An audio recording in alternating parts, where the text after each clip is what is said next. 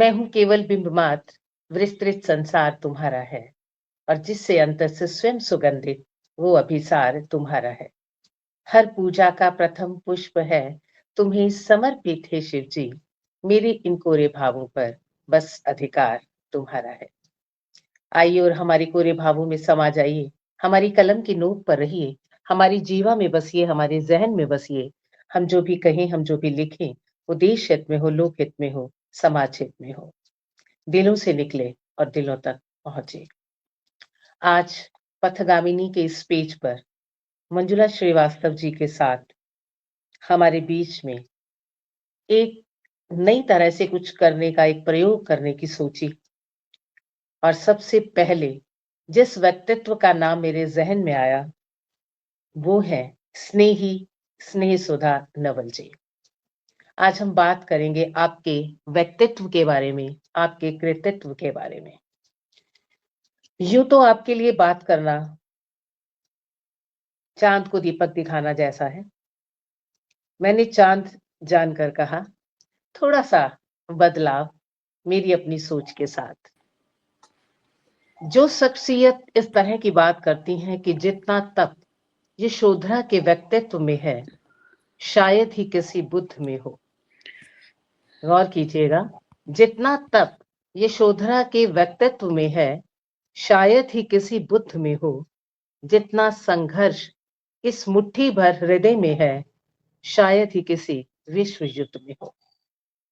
बेशक 6 पंक्तियों में कही गई ये बात अपने आप में एक बहुत बड़ा उपन्यास साबित हो सकती है। इस तरह की कविताएं कहने वाली स्नेही सुधा स्नातक जी थी जो, और हरीश नवल जी के घर में आने के बाद, उनकी अर्धांगिनी बनने के बाद आप बनी स्नेह सुधा नवल। एमए पीएचडी किया आपने दिल्ली यूनिवर्सिटी से, और सबसे बड़ी बात कि उस समय में अपनी यूनिवर्सिटी में आप सेकंड पोजीशन पर थी। बहुत गौरवशाली बात है कि एक समय की बात अगर हम करते हैं, हालांकि आप लोग चिर युवा हो, जैसा कि हम अक्सर कहते हैं कि age is just a number, और आपने इस चीज को प्रूव किया है। आपको देखकर, आपको सुनकर, आपके सानिध्य में रहकर हम जैसे लोग ये सोचते हैं कि जिंदगी छोटी है, जीने के लिए और करने के लिए अभी बहुत कुछ है। आप एक कवित्री हैं, आप एक चित्रकार हैं, आपने एमए और पीएचडी किया है। दोस्तों, बात करते हैं आपकी शादी से पहले की। जैसा कि अभी मैंने बताया कि आपने यूनिवर्सिटी टॉप किया, तो निश्चित रूप से आप एक ब्रिलियंट स्टूडेंट रही हैं। ब्रिलियंट नहीं, बेहद ब्रिलियंट रही हैं, और बचपन से ही आपको चित्रकारी का भी शौक रहा। क्यों ना होता है? मुझे सुनाई नहीं दे रहा। अच्छा, आपको सुनाई नहीं दे रहा। हरीश नवल जी, आपको सुन रहे हैं सर? जी हाँ, मुझे सुनाई दे रहा है। मैं दूसरे कमरे में हूँ। ये मम्मी आप अब बोलो। हेलो। 1 मिनट का समय हम लेते हैं आपसे।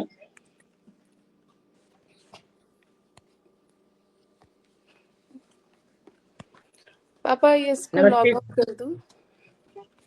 हाँ जी, इस फोन से लॉग आउट कर दो। सॉरी। कोई बात नहीं, आपका होता है। नमस्ते दीदी, अब आपको सुन रही हूँ, आप सुन पा रहे हैं मुझे? हाँ, अब मुझे सुनाई दे रही है आपकी आवाज। ठीक है। नमस्कार। नमस्कार। तो हम बात कर रहे थे आप ही के बारे में। हम बात कर रहे थे कि आप कितनी ब्रिलियंट रही हैं अपने समय में, कि उस समय आपने यूनिवर्सिटी में सेकंड पोजीशन हासिल की। आप अपना माइक म्यूट कर लें, जब मैं आप कहूंगी तब आप से बात करेंगे, क्योंकि थोड़ी सी डिस्टर्बेंस होती है। नहीं, डिस्टर्बेंस हमारी साइड से है। हाँ जी, वही कह रही हूँ। पापा की साइड से। ओके।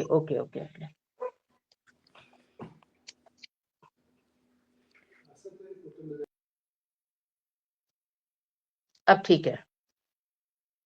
आप कवित्री भी हैं और चित्रकार भी। ये चित्रकारी के गुण, ये बीज आप में बहुत बचपन से ही थे। मैं ये बता रही थी कि क्यों ना होते, जिनके पिता प्रोफेसर विजेंद्र स्नातक अपने समय के अध्यापक तो थे ही हिंदी विश्वविद्यालय दिल्ली में, साथ ही साथ वो साहित्यकार भी थे। उसके साथ वो डीन भी रहे और न जाने कितने साहित्यिक सम्मान उन्हें प्राप्त हुए। ऐसे पिता की बेटियां अपने आप में सम्मानित के साथ-साथ गुणी भी थी। ऐसी ही थी इनकी माताजी श्रीमती भानु प्रभा जी, जो अपने आप में बहुत स्नेही थी। वही स्नेह, वही ममता, वही ममत्व आया जीन्स में स्नेह सुधा जी के साथ, और वो बहुत ही प्यारी इंसान थी और साथ ही बहुत ही ज़्यादा समाज सेविका। वही गुण आपके अंदर आए। मैंने सुना है, पढ़ा है और मुझे बताया गया है कि आपकी माताजी के साथ शादी के समय एक दासी को भी भेजा गया।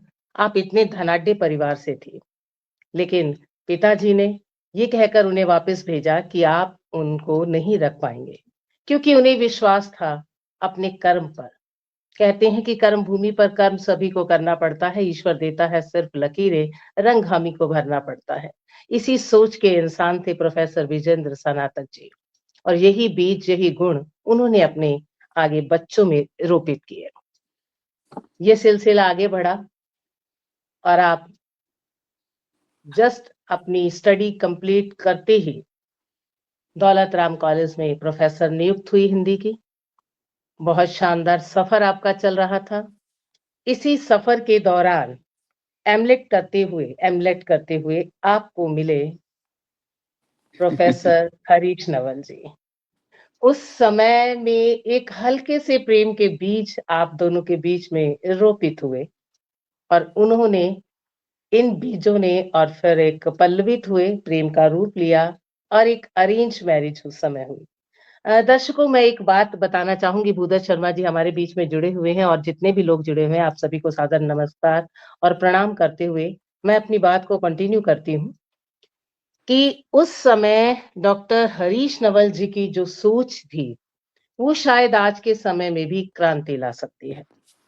एक ब्राह्मण परिवार से होते हुए आपने बारात ना ले जाने का फैसला किया, आपने सेहरा ना बांधने का फैसला किया, आपने बैंड बाजे का अगेंस्ट आप गए और इस तरह से आपने अरेंज मैरिज की 5 अक्टूबर 1973 में एक बहुत अच्छी होटल में 3 घंटे के अंदर आपकी जिंदगी का फैसला बदला, आपकी जिंदगी ने यू टर्न लिया और आप दोनों जीवन भर के लिए एक दूसरे के हो गए। जब स्नेह सुधा जी आपकी लाइफ में आई, हरीश जी हमारे साथ हैं, जिनकी सोच इस तरह से थी कि जितना तप यशोधरा के व्यक्तित्व में है, मैं रिपीट कर रही हूँ क्योंकि उस समय हमारे साथ दीदी, आदरणीय दीदी जुड़ी नहीं थी। मैं समझ नहीं पा रही कि इस तरह की 6 पंक्तियों में पूरे उपन्यास की बात कहना कि जितना तप यशोधरा के व्यक्तित्व में है, शायद ही किसी बुद्ध में हो, और जितना संघर्ष इस मुट्ठी भर हृदय में है, शायद ही किसी विश्व युद्ध में हो।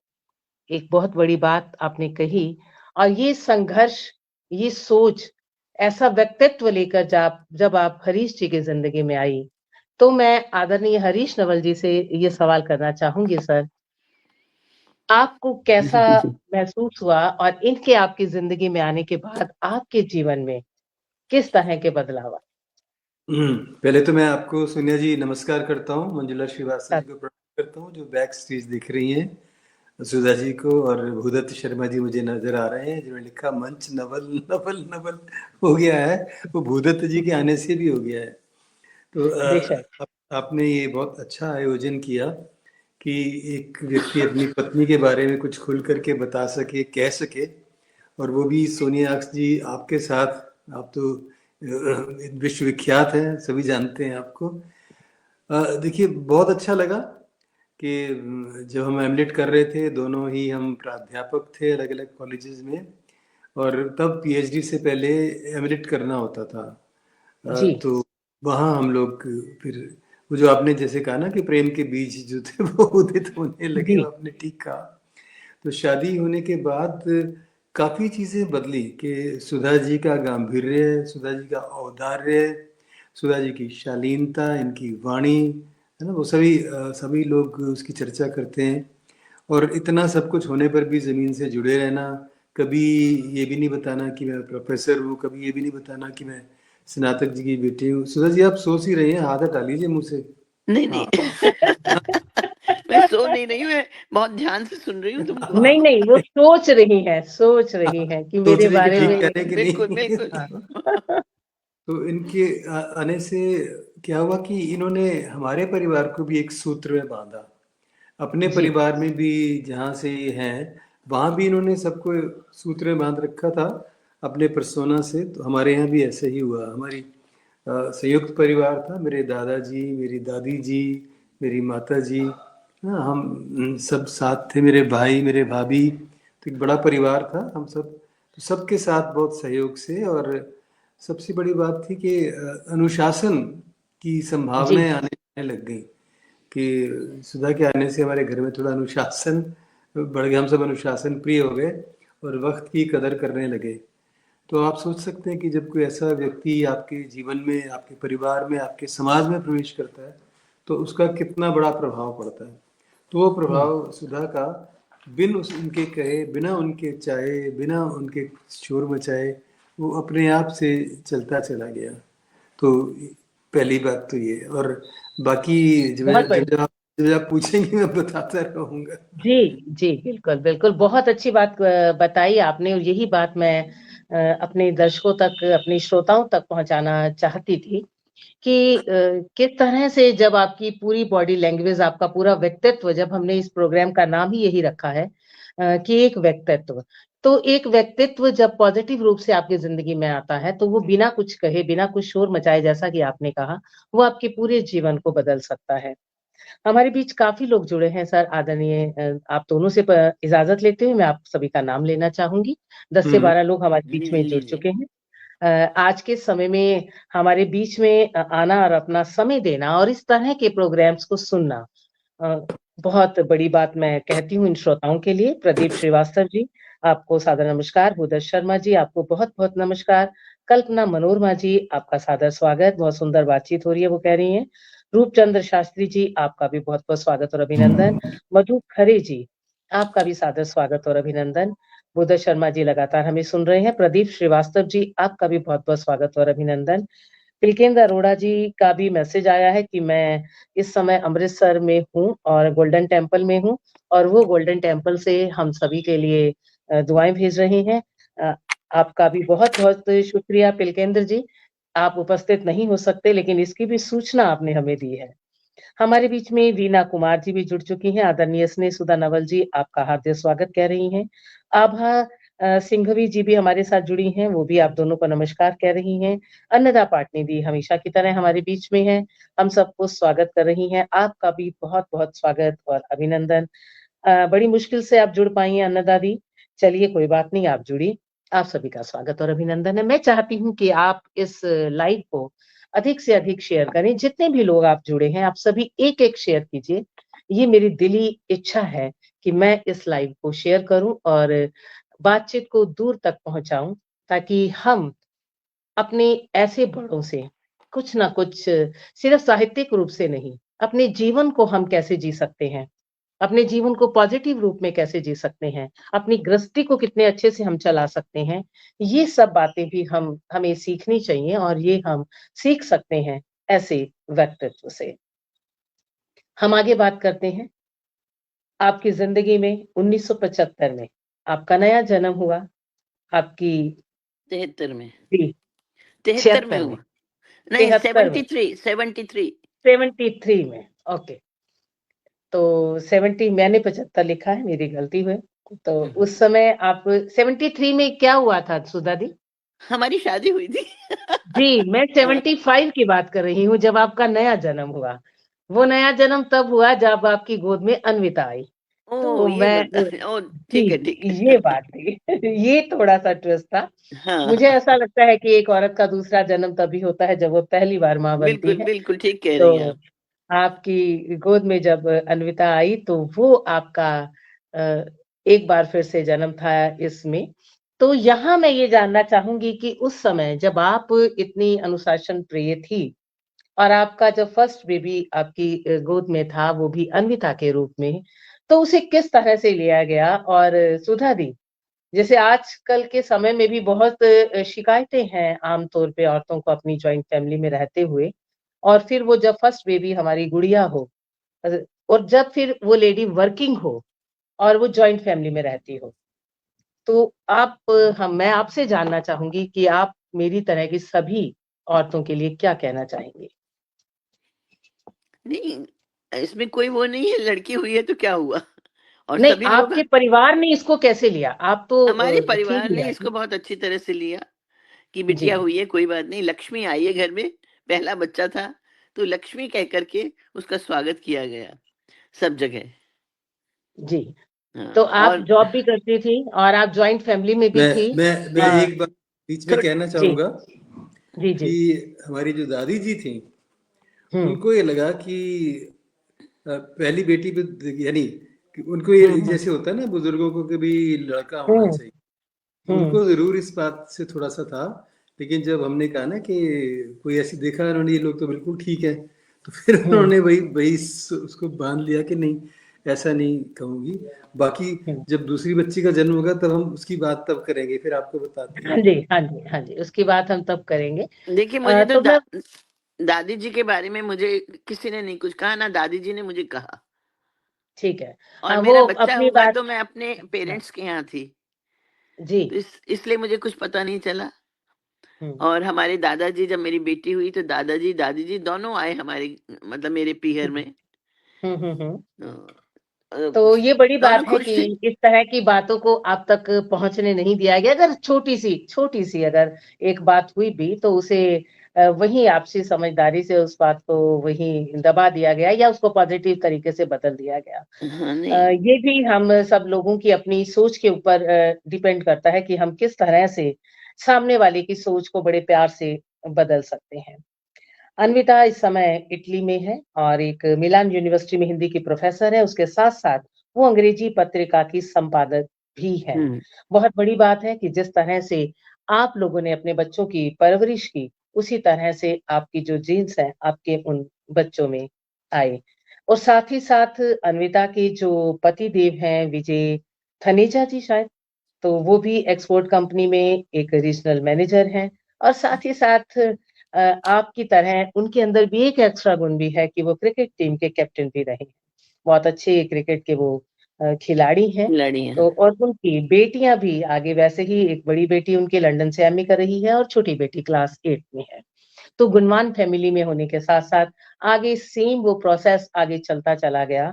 तो किस तरह की परवरिश आपने अपने बच्चों को पढ़ाने का समय या उनके साथ फैमिली टाइम जो आप स्पेंड करते थे आप दोनों, जबकि आप दोनों जॉब में थे, और मैं समझ सकती हूँ कि चाहे आप प्रोफ़ेसर रहे हों दिल्ली यूनिवर्सिटी के या जो भी हैं, जब हम लोग जॉब में होते हैं, नौकरी का मतलब नौकरी ही है, उसके लिए प्रॉपर समय, और आप जैसे जो डिसिप्लिन लोग हैं, उसमें भी अपना प्रॉपर समय देना, और एक सीमित आय होती है, उस सीमित आय में एक जॉइंट फैमिली में रहना और उसके साथ अपने बच्चों को पूरे संस्कार देना, तो ये आप कैसे मैनेज करती थी सुधा देवी? देखिए, मेरे पास एक तो टाइम मैनेजमेंट का बहुत बड़ा वो था मेरे जीवन में। जी, मैं हर जी, एक चीज को बचपन से मैं अपना जब पढ़ती थी तब भी मैं अपने टाइम टेबल बना के पढ़ती थी कि इतने जी, सब्जेक्ट है। मेरे जो सब्जेक्ट थे वो 10 सब्जेक्ट थे, औरों के अच्छा, नहीं होते क्योंकि मैं मल्टीपर्पज नहीं स्कूल होते में हैं, हाँ, पढ़ती थी। तो ओके, उधर मेरे 10 सब्जेक्ट थे, उनको मैंने टाइम से बांध रखा था। इस समय ये हुँ, पढ़ना है, इस समय ये पढ़ना है। ऐसी शादी हुई तब भी मैंने उसको टाइम से बांधा, हर एक चीज को, कि बच्चों के साथ इस समय बैठना है, इस समय अपने कॉलेज का काम करना है, इस समय रसोई का काम करना है। ये सब चीजें मैंने टाइम में बांध रखी थी। और बच्चों के साथ हम दोनों एक साथ अ, समय देते थे, एक साथ दोपहर का खाना खाते थे, एक साथ रात का खाना खाते थे, शाम की चाय पीते थे। ये हमारा नियम था, दोनों ही हम साथ बैठते थे। हमारे मेरे दादा ससुर और मेरी मदर इन लॉ, हम सब लोग साथ साथ बैठ के खाना खाते थे। तो ये ये हमारा, बहुत बड़ी बात। हाँ, तो खाना जब हम साथ खाते थे, और उस समय ये मोबाइल नहीं थे असल में। जी, जी, अब मोबाइल आ गए तो सब लोग अपने अपने मोबाइल पकड़े होते हैं। उस समय मोबाइल नहीं थे। और हमारे यहाँ जो टेलीविजन चलता था वो शाम को ही चलता था, सुबह नहीं। हुँ। हाँ, ये ये बहुत हमारा। बड़ी बात आपने कही। बेशक मोबाइल नहीं थे उस समय, लेकिन फिर भी उस समय भी जब आप लोग जॉब में थे, वर्किंग थे, आपका अपना फ्रेंड सर्कल था, सर का अपना फ्रेंड सर्कल था और आप जॉइंट फैमिली में थे, उनका अपना फ्रेंड सर्कल था। इसके बावजूद भी एक टेबल में अगर आप बैठकर खाना खाते हैं, तो मुझे लगता है उससे अच्छा समय और कोई नहीं होता, जब हाँ, आप अपने मन की बात आपस में शेयर करते हैं, अच्छी या बुरी कोई भी। और बच्चों के मन में या दिमाग में क्या चल रहा है एज़ ए पेरेंट, आप उनके दिमाग से भी वो बातें उसी समय निकाल सकते हैं। मेरे तो बच्चे 3 बजे आते थे। मैं जी, उनके आने से थोड़ी देर पहले आते ही रसोई में जाके खाना रोटी-वोटी बनाती थी और बच्चे टेबल पे बैठ जाते थे और जी। हम लोग सब साथ खाना खाते थे। ये मेरा हमारा दोनों का नियम था कि हमें उनके आने से पहले घर पहुँचना है। हुँ, तो हम लोग घर बहुत पर बहुत पहुँच अच्छी हाँ, बात है। बिल्कुल। जितनी भी ये वर्किंग लेडीज़ हैं, मैं उन सबसे यही कहूँगी कि जैसे मेरे फादर कहते थे, सबसे पहले मैं और फिर मेरा परिवार हाँ, और उसके बाद मेरा व्यापार और फिर बाकी सब संसार। तो बिल्कुल बहुत आजकल अच्छी बात। आजकल हम सबसे पहले बाकी सब संसार में घूमते हैं और उसके बाद आते हैं अपने व्यापार पर और फिर लास्ट में आता है अपना परिवार और फिर मैं तो भूल ही जाते हैं हम अपना अस्तित्व। हाँ, ये तो तो है। ये है ना, ये चीज़ जो आपने बताई है मैं चाहती हूँ कि आप सभी इसे नोट करें और इनमें से कुछ एक बातें भी अगर हम अपने जीवन में अपना लेते हैं, तो शायद हमारी ज़िंदगी में भी बहुत बदलाव आ सकते हैं और लोग हमारे साथ जुड़े हैं। मैं एक बार आपका स्वागत कर लेती हूँ फिर से। प्रदीप श्रीवास्तव जी कह रही हैं, बहुत सुंदर लग रहा है हमें ये बातें सुनकर, बहुत प्रेरणादायक आपके विचार हैं। धन्यवाद। पथिगामिनी से कह रही हैं कि ये बात सभी पेरेंट्स को आज की डेट में भी समझनी चाहिए। चंचल जी भी हमारे साथ जुड़े हैं। मधु खरे जी कह रही हैं, बहुत अच्छा लग रहा है सुधा जी की जुबानी ये बातें सुनकर। चंचल जैन जी बहुत खूब कह रही हैं। बुधा शर्मा जी कह रहे हैं, अद्भुत। हालाँकि बुधा शर्मा जी से भी मैं पर्सनली मिली हूँ और उन्होंने भी अपनी फैमिली के बारे में जो बातें बताई थी, वो भी काफ़ी प्रेरणादायक थी और सुधा दी से तो मैं ये बातें पहले भी सुन चुकी हूँ और मुझे इसीलिए मेरी बहुत तमन्ना थी कि मैं ये बातें सब तक पहुँचाऊँ। उमंग सरीन दी कह रही हैं, बहुत सुंदर वार्तालाप। उमंग तो सरीन जी को आप नमस्ते कर रही हूँ। हाँ, उमंग सिंह जी आपको सुधा दी नमस्कार कह रही हैं, आपको हाँ जी, पथगामिनी आप लोग गिन रही हैं और कह रही हैं 17 लोग जुड़े हैं। मैं ये ऐसा कहती हूँ कि जितने भी लोग जुड़े हैं, ये उनकी खुशकिस्मती है कि आज वो अ, सुधा दी को सुन रहे हैं, उनकी ज़बानी, उनके व्यक्तित्व के बारे में जब हम बात कर रहे हैं या हरीश नवल जी को सुन रहे हैं। क्योंकि अच्छी किताबें पढ़ना और अच्छे व्यक्तित्व के बारे में जानना, उन्हें सुनना अपने आप में किसी अ, उससे कम नहीं होता। आपका बहुत-बहुत स्वागत। चलिए हम आगे बढ़ते हैं।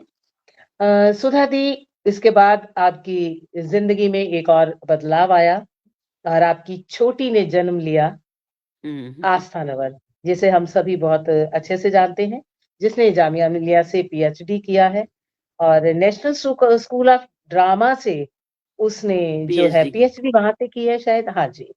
तो और हुँ, उनके गाइड जो थे वो निर्देशक डॉक्टर अशोक चक्रधर जी थे, क्या बात! माफ कीजिए, पीएचडी उसने की जामिया मिलिया इस्लामिया से जी, और वहाँ अशोक चक्रधर उसके गाइड थे। नेशनल स्कूल ऑफ अच्छा ड्रामा वहाँ पर गाइड थे। पहला पीएचडी उसका है।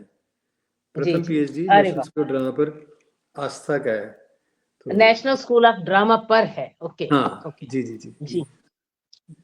ये और अच्छी बात, तो बहुत-बहुत बधाई इसके लिए, बहुत गौरवान्वित जब हम ही पढ़कर या सुनकर हो रहे हैं कि हम ऐसे लोगों के बीच में हैं या इनके सानिध्य में हैं या हमें आप लोगों का प्यार और सानिध्य मिलता है, तो आप अपने आप को कितना गौरवान्वित महसूस करते होंगे। लेकिन इन बच्चों को यहाँ तक पहुँचाने में जो संघर्ष, जो तप आपने किया, क्या आपको लगता है कि वो बड़े आसानी से तय हो गया?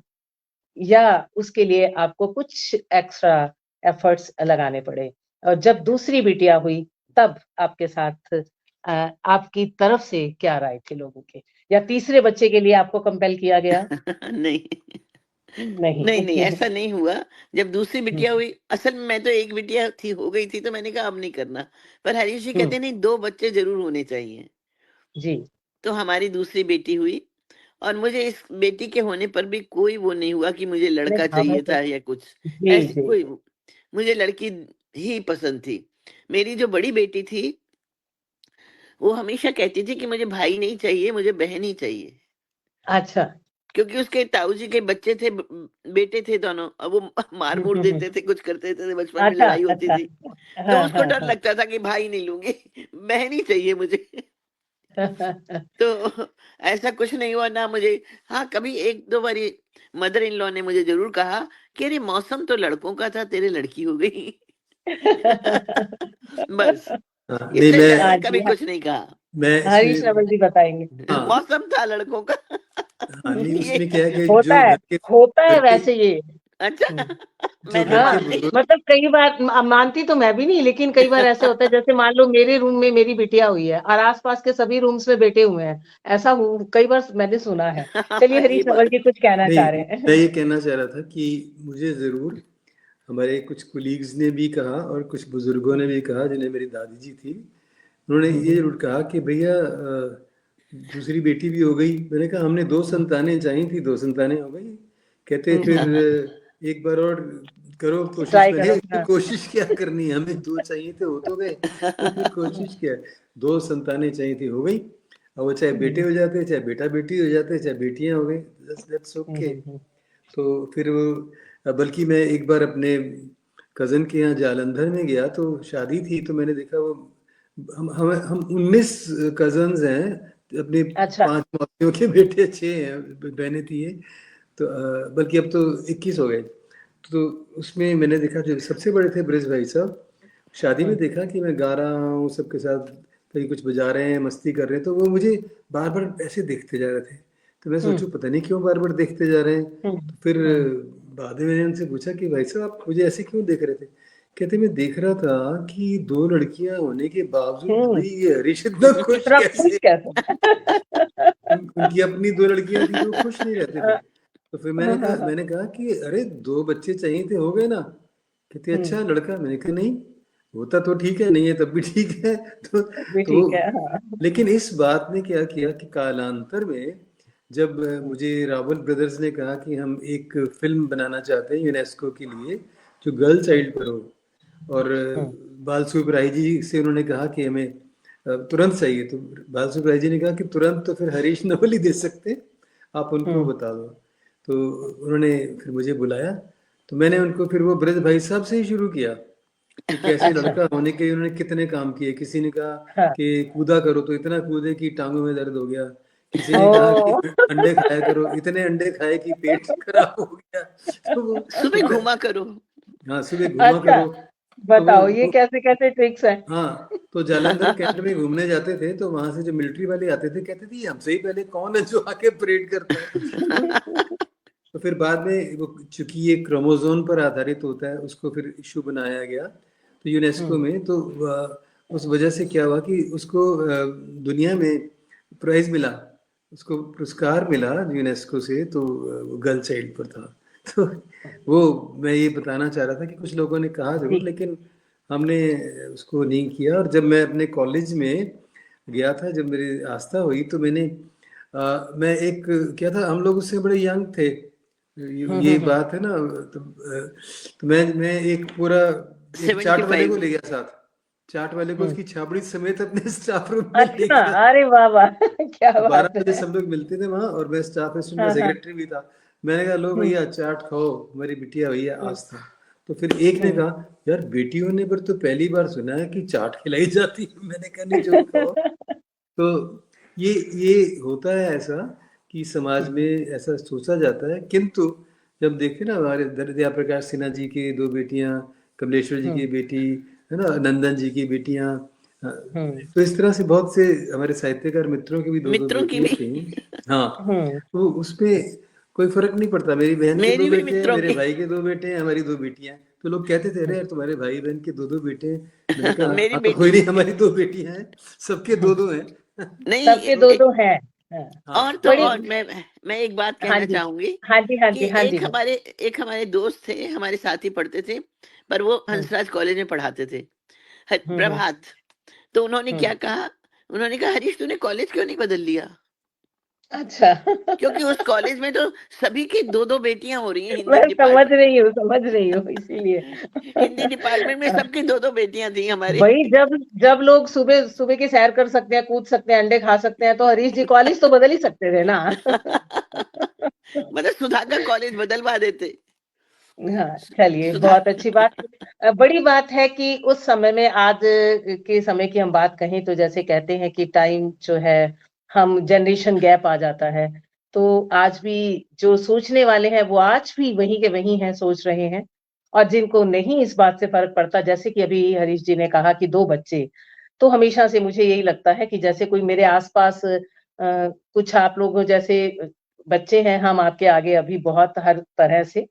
तो जिस तरह की सोच हमारे भी आती है तो कोई बात करता है कि ये व्रत रखा है मैंने बेटे के लिए, तो मैं उस उसी समय लड़ जाती हूँ। बेटे के लिए क्या मतलब होता है? हाँ, व्रत रखो तो बच्चों के लिए रखो, नहीं तो भई और नहीं क्या रखो, बिल्कुल। है ना?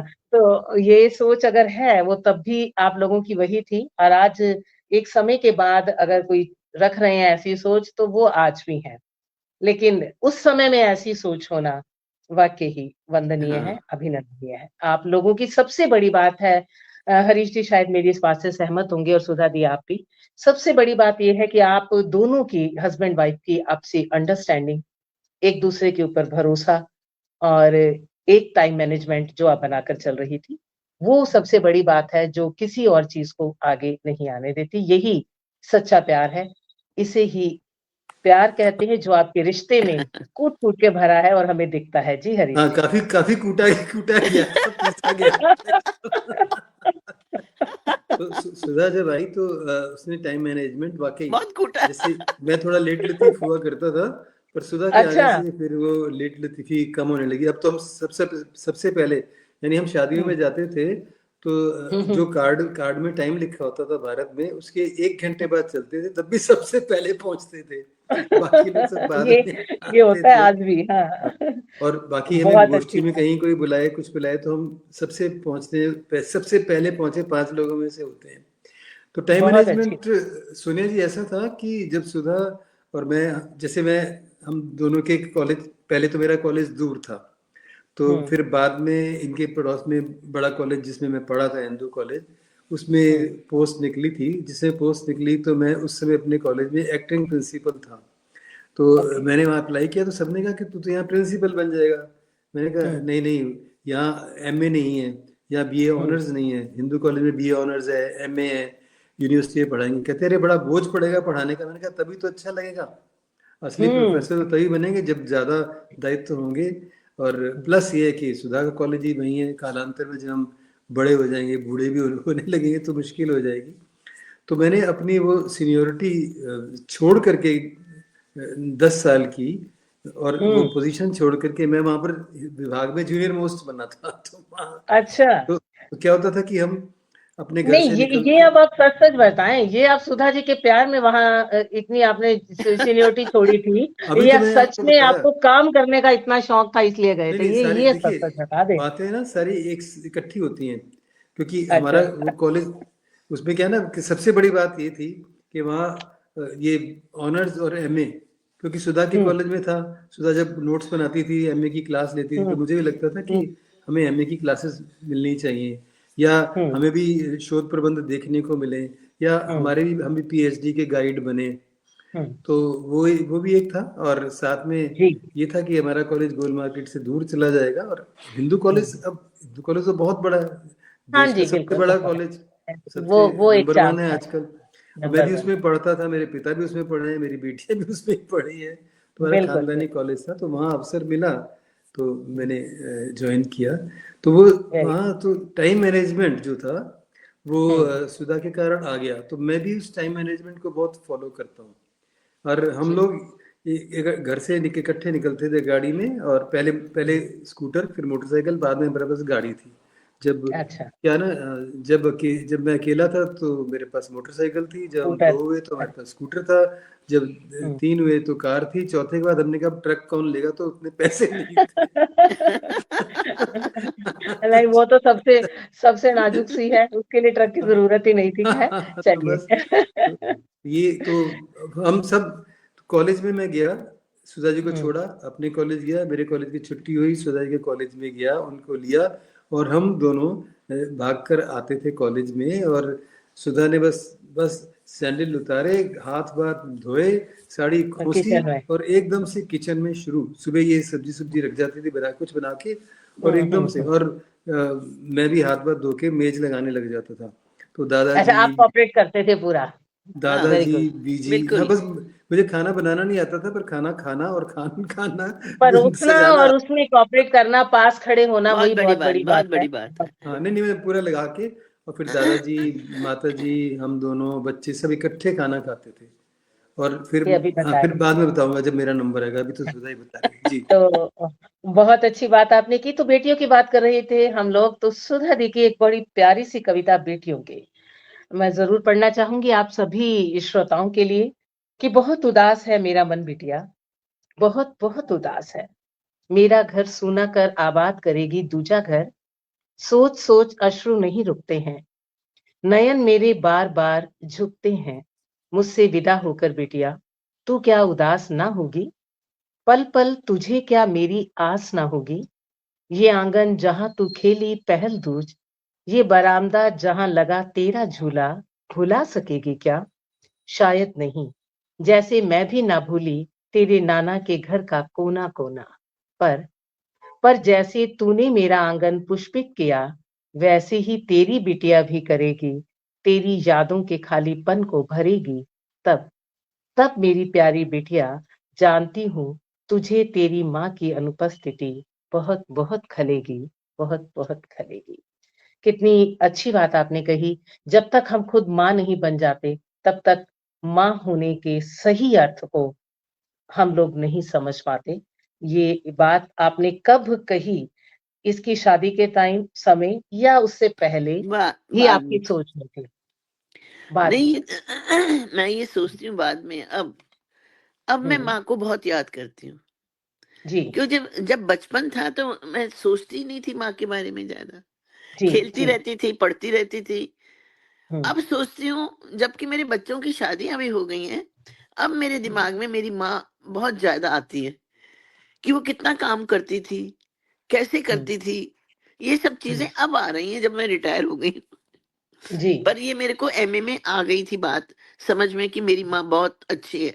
ऐसा लगता था हम्म। कि मेरी माँ के साथ कोई एक परमात्मा रहता है, जो किसी से अच्छा। कुछ नहीं कहती और सारे दिन हम्म। काम करती रहती है।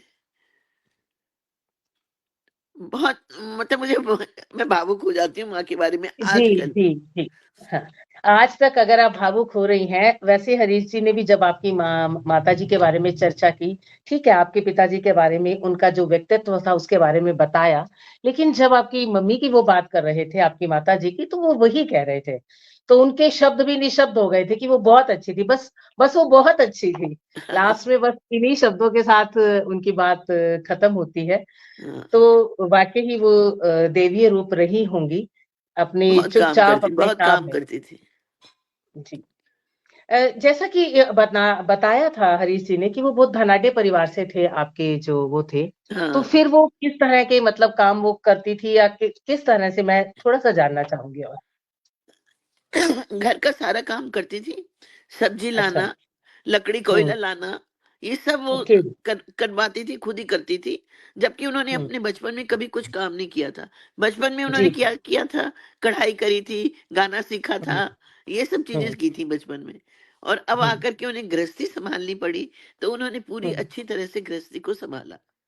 जबकि वो एक ऐसे परिवार से आई थी जहां उनके साथ एक दासी को भेजा गया था, हाँ, वो उसके बावजूद। हाँ। जमींदार परिवार से थी ना, तो हम्म उनके हम्म। साथ भेजा। पहले शायद एक कायदा होता होगा। जी जी और मेरे पिताजी मास्टर के बच्चे थे, जी तो जी। उनके घर में वो वाली चीज नहीं थी।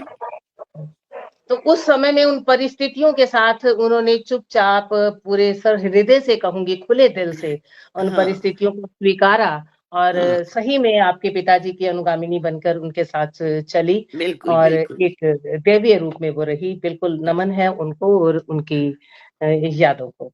बहुत अच्छा लग रहा है आपसे ये सब बातें सुनना और आपके बारे में और अधिक जानना।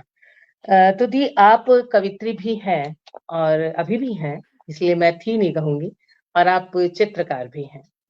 तो पहले आप चित्रकार हैं या पहले आप कवित्री थी? पहले मैं चित्रकार थी, जी। तो बचपन से। कल्पनाएं तो आप में पहले भी थी। हाँ, हाँ, चित्र मैंने पहले बनाए, पहली क्लास से। अच्छा। हाँ, मेरी प्रेरणा मेरी बड़ी बहन थी। वो मुझसे 8 साल बड़ी थी और अच्छा। वो स्कूल जाती थी, 6th में पढ़ती थी शायद। तो स्कूल से वो उनको काम मिलता था, तो उसमें ड्राइंग का काम भी मिलता था।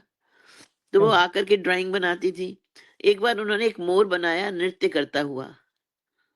उसमें बड़े सुंदर रंग भरे, वो मेरे दिमाग में आज तक चित्रित है, मैं नहीं बना सकी वैसा।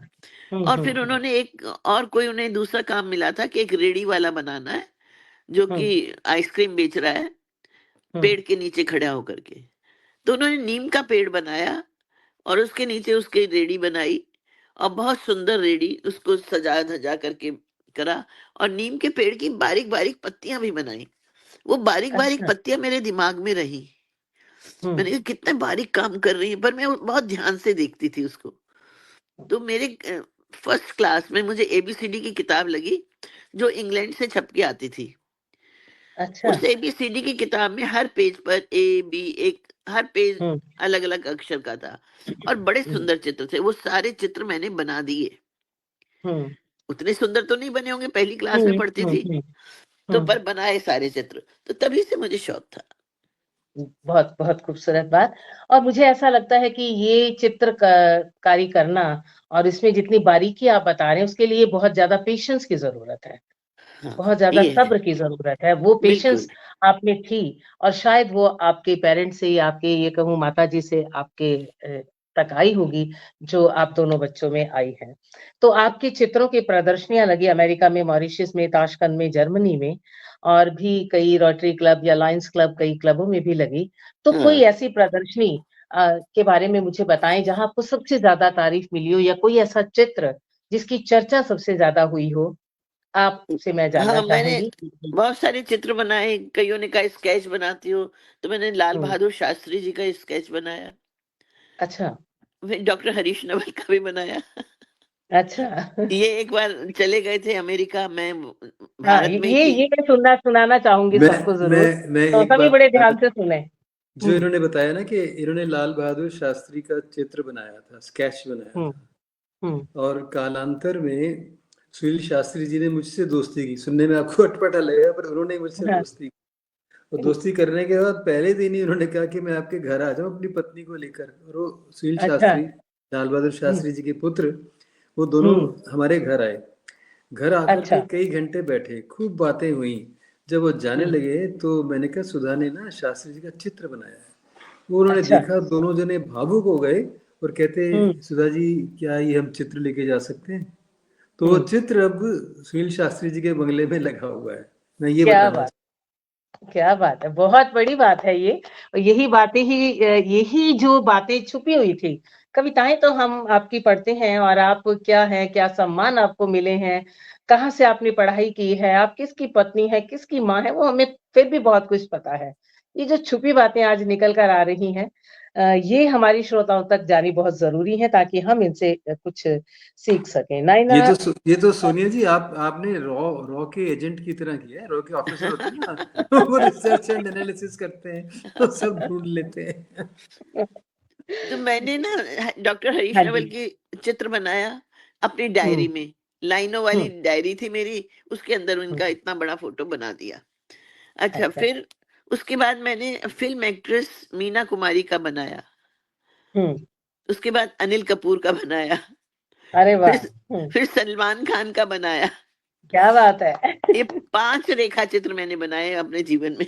बस। हुँ, मतलब और भी बहुत बनाए, पर मेरी मेरे इच्छा मे- होती मेरे है, पर बाद मैं मेरे बनाती नहीं। बाद मेरे बाद के जो हीरो थे ना, वो हुँ, सलमान हुँ, हुँ, खान, अनिल कपूर हुँ, थे। हुँ, हुँ, हुँ। तो मैं इसलिए मैं बस उनको वही वही बोलने वाली थी बस। और मैं मीना एक, कुमारी इनसे पहले की थी। अमीना कुमारी हाँ। पहले, वो तो हमारे, उनके लिए तो मातृत्व उनका झलकता था, हमारे लिए तो वो और बात थी। इन्होंने इनकी जो आपने पूछा ना प्रदर्शनियां, तो हुँ, सब जगह लगी, लेकिन मैं ये चाहूंगा कि ये वो बताएं कि मॉरिशस में जब विश्व हिंदी सम्मेलन हुआ था, तब जी। भारत सरकार 4 ये कलाकारों मेरी को लेकर गई थी। ये तो मेरी उपलब्धि थी, समझ हाँ, लीजिए। हाँ, वही वही जानना ये चाहूँगी मैं, वाली वही बात बात कर रही बताइए थी आप, कि सुधा जो जी। आपको बिल्कुल याद रह गई हो। जी, हाँ, हाँ, बताइए। वो ये मेरी एक बड़ी उपलब्धि थी कि हुँ, मॉरिशस में जब हिंदी सम्मेलन हुआ, विश्व हिंदी सम्मेलन 2018 में, तो हमें हमारे को 3 4 हाँ, 4 पेंटर्स को भेजा गया जो पेंटिंग करते थे। अच्छा। उनमें मैं भी थी। हाँ, एक उनमें थे मैं नाम बता दूं क्योंकि श्री हो सकता है रूपचंद उनमें जी। से कोई सुन भी सकते हैं। हर्षवर्धन आर्य जी थे, हाँ, श्री अरे वाह। रूपचंद रूपचंद जी थे जिनको आप फेसबुक पे हम्म बहुत देखते हैं, दोनों बहुत प्रसिद्ध हैं। हम्म। और कविता भी करते हैं। सुनील ममगानी थे, वो भी बड़े मशहूर हैं। और एक थी डॉक्टर स्नेह सुधा। तो ये नहीं, 4 अरे लोग। वाह, रूपचंद जी। हाँ, वो वो मैंने बताया बताया बताया रूपचंद जी। हाँ, हाँ। बताया आपने। अब आगे बताइए। जी। तो ये जो हमें 3 दिन का लाइव चित्र बनाना था। हम तीनों जने अच्छा। वहां खड़े रह करके, हम्म। इतना बड़ा वो था ये कैनवास, बहुत बड़ा। 2 ओके कैनवास ओके। को जोड़ करके इतना बड़ा बनाया गया था। अब मुझे उसका हम्म साइज वगैरह याद नहीं है इस समय। वो हम्म। वो नहीं, 18 अंदाजा लगा फुट सकते हैं आप। 18 फुट 18 अच्छा। हाँ, फुट बाई 8 फुट वो हाँ, पैनल था पूरा। पैनल और था उस बहुत बड़ा। जब क्या और बात है। ये वहां पर पूरी दुनिया देखती थी, दुनिया भर के लोग आए और हुए थे। हम चारों बैठे हाँ, बना रहे होते थे। और ये उसको पेंट कर रहे होते थे अलग अलग जगह से। तो जो हम्म थीम थी उसी थीम हम्म पे चित्रित कर रहे थे। वो और थीम, कैसे हम्म। कर रहे थे, ये आश्चर्य की बात है। तो जो वो विदेश बिल्कुल विषय मंत्री, था बिल्कुल। भारतीय और मॉरिशस हाँ, की भारतीय संस्कृति। और मॉरिशस। संस्कृति की को अच्छा। लेकर। संस्कृति को रंगों में कैसे हम बता सकते हैं, रंगों के बता माध्यम सकते से। हैं। हाँ तो हाँ हाँ विदेश हाँ। मंत्री भी उसमें उन्होंने बहुत इंटरेस्ट लिया, भेजा भी उन्होंने ही था, सुषमा सुषमा स्वराज जी जी। थी, सुषमा और जी थी। अच्छा। हाँ, एक हमारे रक्षा मंत्री थे, एक हमारे रिजू जी थे, और एक और थे। 4-5 मंत्री भी थे जो देखने आए थे। बहुत बढ़िया। यस। रात के 12 बज गए थे, पर सुषमा जी हमारी प्रदर्शनी देखने आई, हमारे को देखते बनाते। आए। अच्छा। हाँ, हमारे को वो बनाते हुए डिफरेंट देखने बात आई थी थी। ना कि लाइव प्रदर्शन आप कर रहे थे और आपकी अपनी अपनी कल्पना में, मतलब बिल्कुल आप चारों जो भी अपनी अपनी कल्पना में खोए होंगे नेचुरली। हाँ, पर हमने और सोच लिया था, ऐसा ऐसा सोच लिया था। एकदम नहीं, हमने अपने आप चारों जनों ने एक प्लॉट बना लिया था कि मैं इस पर करूंगी काम, आप इस पर करेंगे, ऐसा। अच्छा हाँ, अच्छा, अच्छा, अब वो मैं आपकी अंडरस्टैंडिंग से हो गया। एक राज की बात बता दूं। जी। राज की बात ये हुई कि जब वो पूरा चित्र बन गया, सम्मेलन खत्म हो गया, 42 देशों के लोग बिल्कुल। उसमें आए हुए, सब हवाई जहाज हम्म पकड़ के चले गए। तो बाद हम्म। में ये हुआ कि ये जो इतना बड़ा चित्र चित्र है कौन लेकर कौन ले जाएगा। जाएगा? अच्छा। तो हमारी ये अच्छी बात है। भारत सरकार ने कहा कि हमने ये आर्टिस्ट भेजे थे, तो ये हमारा हम्म चित्र है। वो कहते नहीं, हम्म। हमारे देश में हुआ तो ये हमारा चित्र है। तो जो अच्छा। विश्व हिंदी सचिवालय है, तो सचिवालय हम्म। के सेक्रेटरी ने कहा कि नहीं, ये विश्व हिंदी सम्मेलन हमने आयोजित किया, ये चित्र हमारे हाँ, यहाँ हमारा लगेगा। है। तो उनके उस उधर पर, लग गया था। हाँ, फिर वो लगा मॉरिशस में ही, क्योंकि हम्म। लाना बड़ा मुश्किल था। पर उस पर पर्याप्त 3-4 दिन विवाद होता रहा था। मैं सिर्फ ये बताना चाह रहा था। ये तो उन बहुत विवादों की बहुत भी, अच्छी बात है। यही मैं कह रही थी कि प्रदर्शनियां तो बहुत हुई होंगी, तो जो एक आधी बात कुछ ऐसी होती है बहुत ही मजेदार, ये हाँ, जो ये तो किस्से बड़ी हैं उपलब्धि थी मेरे लिए। मैं बहुत बड़ी उपलब्धि। एक और मुझे हाँ, याद आया है। सुधा जी को याद भी बताइए। आया होगा, तो सुधा बताती जरा कम है अपने बारे में, तो इसलिए मुझे बताना हाँ, पड़ता मुझे याद है दिला देते। कि हाँ, अच्छी बात है ना। रोटरी क्लब में हम्म। प्रदर्शनी लगी थी। तो रोटरी क्लब में तब उसमें भी रूपचंद जी, हर्षवर्धन आर्य और इनकी प्रदर्शनी लगी थी। तो जी। वहां पर इनकी पेंटिंग्स, क्या इन्होंने बहुत नॉमिनल, तो 42,000 रुपए की पेंटिंग उनकी बिकी थी। तो इन्होंने सारे अच्छा, के सारे पैसे, उस जमाने 42,000 की बड़ी कीमत थी, बहुत बहुत 16 42,000 कह रहे हो साल आप, पहले की वो भी उस बात है। टाइम में। तो इन्होंने वो 42,000 रुपए रोटरी के ही उसमें वो डोनेट कर दिए थे। अरे वाह। तो ये मैं कहना चाह रहा था। बहुत बहुत बहुत वंदन, अभिनंदन। बेशक यहाँ मैं ये कहना चाहूंगी, शायद आप मेरी बात से थोड़ा सा सहमत होंगे, कि कहते हैं कि दान एक हाथ से दो, भला करो और दूसरे हाथ को पता नहीं लगे। मैं कई बार ऐसा मानती हूँ कि उतनी बुराई है नहीं दुनिया में। बुराई की चर्चा ज्यादा है, हाँ, अच्छाइयाँ भी हैं बहुत सी, लेकिन उनकी चर्चा कम होती है, उनके बारे में बताया कम जाता है। कुछ तो सुधा जी जैसे लोग हैं जो खुद अपने बारे में बताना नहीं चाहते हैं, और आसपास के लोग तो क्यों ही बताएंगे, उनको वैसे ही लगता है कि हम उनके अच्छे कामों की चर्चा क्यों ही करें। पर और मुझे लगता है, सबके पार्टनर ऐसे नहीं होते ना जो बता भी दें। हाँ वही वही कह रही हूँ कि सबके पार्टनर देखे ही है, पूरे हरीश पूरे जी जैसे नंबर ले नहीं लिए, होते। 10 बटे 10 ले लिए उन्होंने। हाँ, हरीश जी जैसे नहीं बिल्कुल होते। ठीक था। और सबके पार्टनर ऐसे नहीं होते और हरीश जी सबकी पार्टनर भी ऐसी नहीं होती जो इतने टाइम मैनेजमेंट बनाकर चले और एक जॉइंट फैमिली को अपने तरीके से बहुत अच्छे से लेकर चले, जो अपने बच्चों को इतनी अच्छी परवरिश दे और अपने शौकों को पीछे रखकर अपने बच्चों और अपने पति देव के शौकों को आगे करे। बिल्कुल, बिल्कुल। ऐसी हाँ, ऐसी नहीं भी आप बिल्कुल ठीक कह रही हैं। इन्होंने जैसे मैंने पहले कहा कि परिवारों को जोड़ा और बनाया, जिसके पास अगर कुछ अभाव है तो उसको पूरा किया चुपचाप। बहुत डोनेशंस, बहुत हेल्प, बहुत सारी फेलोशिप, स्कॉलरशिप ये सब देती रहीं। और जब इनके पिताजी का देहांत हुआ, स्नातक जी का, तब हम लोगों ने मिलकर के ये सुधा जी की प्रेरणा पर ही उनके नाम से एक पुरस्कार रखा था। तो उस जमाने में वो 11,000 का था, हर साल देते थे, तो उसमें 50,000 तो उसके आयोजन में लग जाते थे। तो हम लोगों ने कैसे किया होगा, आप सोच सकते हैं कि बिल्कुल, कैसे हम बिल्कुल लोग सोच जुटे सकते रहते थे। तो उसमें इनका सहयोग था। मैं ये बात सुधा को याद ना दिला के खुद ही बताना चाह रहा था, क्योंकि वो खुद तो बता नहीं पाएंगी। बहुत अच्छी बात है, ये बतानी यूँ भी ज़रूरी है कि इससे मोटिवेशन मिलता है। बहुत से लोग हमारे श्रोताओं में ऐसे होंगे, उनमें से एक मैं भी हूँ। कई बार हम सोचते हैं कि हम कुछ करना चाहते हैं, लेकिन हम नहीं कर सकते, कर हमें समझ पाते ही हैं। नहीं आता हम क्या करें? किसके लिए हम क्या कर सकते हैं? उसके पास तो ये है या वैसे है। तो ये सब बातें सुन के हमें समझ में आता है कि हम अपनी लिमिटेड सी आय में से भी चाहें तो कुछ कर सकते हैं। जी, सुधा दी, आप कुछ कहना चाहेंगे? उसकी समझ जो है वो हरीश जी में है। कोई भी जी। कार्य जो हम सोचते हैं कि मैं कैसे करूंगी, तो हरीश जी हुँ। फौरन उसको बता देते हैं कि इस तरह करते हैं हम लोग। हुँ, हुँ, हुँ, ऐसे ही मुझे तो हमेशा होता है कि बहुत सारे कार्य मेरे आगे आके खड़े हो जाते हैं, तो मैं सोचती हूँ हुँ, क्या करूं, कौन सा पहले हुँ, करूं, कौन सा बाद में करूं। तो मैंने अपने हुँ। पिताजी से पूछा। वो कहते हैं जो तुम्हें बहुत इंपॉर्टेंट लगता है सबसे पहले वो काम कर लो। हुँ। मैंने कहा ठीक हाँ, बात कह रहे प्रायोरिटीज़ हैं। के हिसाब से पिताजी से भी आपने बहुत कुछ हाँ, सीखा और पाया है। देखिए मेरे को ना कभी दिक्कत नहीं हुई पढ़ाई में। क्यों? जी। मेरे बाबा मतलब ग्रैंडफादर, मेरे जी, जी, बाबा जी। और मेरे पिताजी मेरे घर में ही रहते थे। कोई भी चीज हुँ, पूछनी है तो मुझे डिक्शनरी नहीं खोजनी पड़ती थी। क्या कभी बात है। बाबा से पूछ लिया, कभी बाबूजी से पूछ लिया, हुँ, फौरन काम हो जाता था मेरा। तो मुझे दिक्कत नहीं हुई कभी ज्यादा पढ़ाई वढ़ाई करने में। और ऐसा ही सेम फिर आगे आपके बच्चों के साथ हुआ होगा? हाँ, वो आस्था और पापा से पूछ नम्रता के लेते थे, पापा से, साथ। मम्मी से। हाँ, वही, वही बात है। हाँ, तो ये माहौल जो आपके चारों तरफ एक ऑरा बना हुआ था पॉज़िटिविटी का इसने आपको बहुत आगे तक पहुँचाया और यहाँ तक वो आपको लेके आए और यही आपके चिर युवा होने का मुझे लगता है एक सबसे बड़ा राज है। मैं यहाँ ये हम्म। जानना चाहूँगी सुधा दी कि जब सबसे पहले आपको हरीश जी की बीमारी के बारे में पता चला, तो आपने उसको किस तरीके से लिया और कैसे आपने उससे जूझे और किस तरह से पॉजिटिव बनाया उनको या उन्होंने आपको पॉजिटिव किया?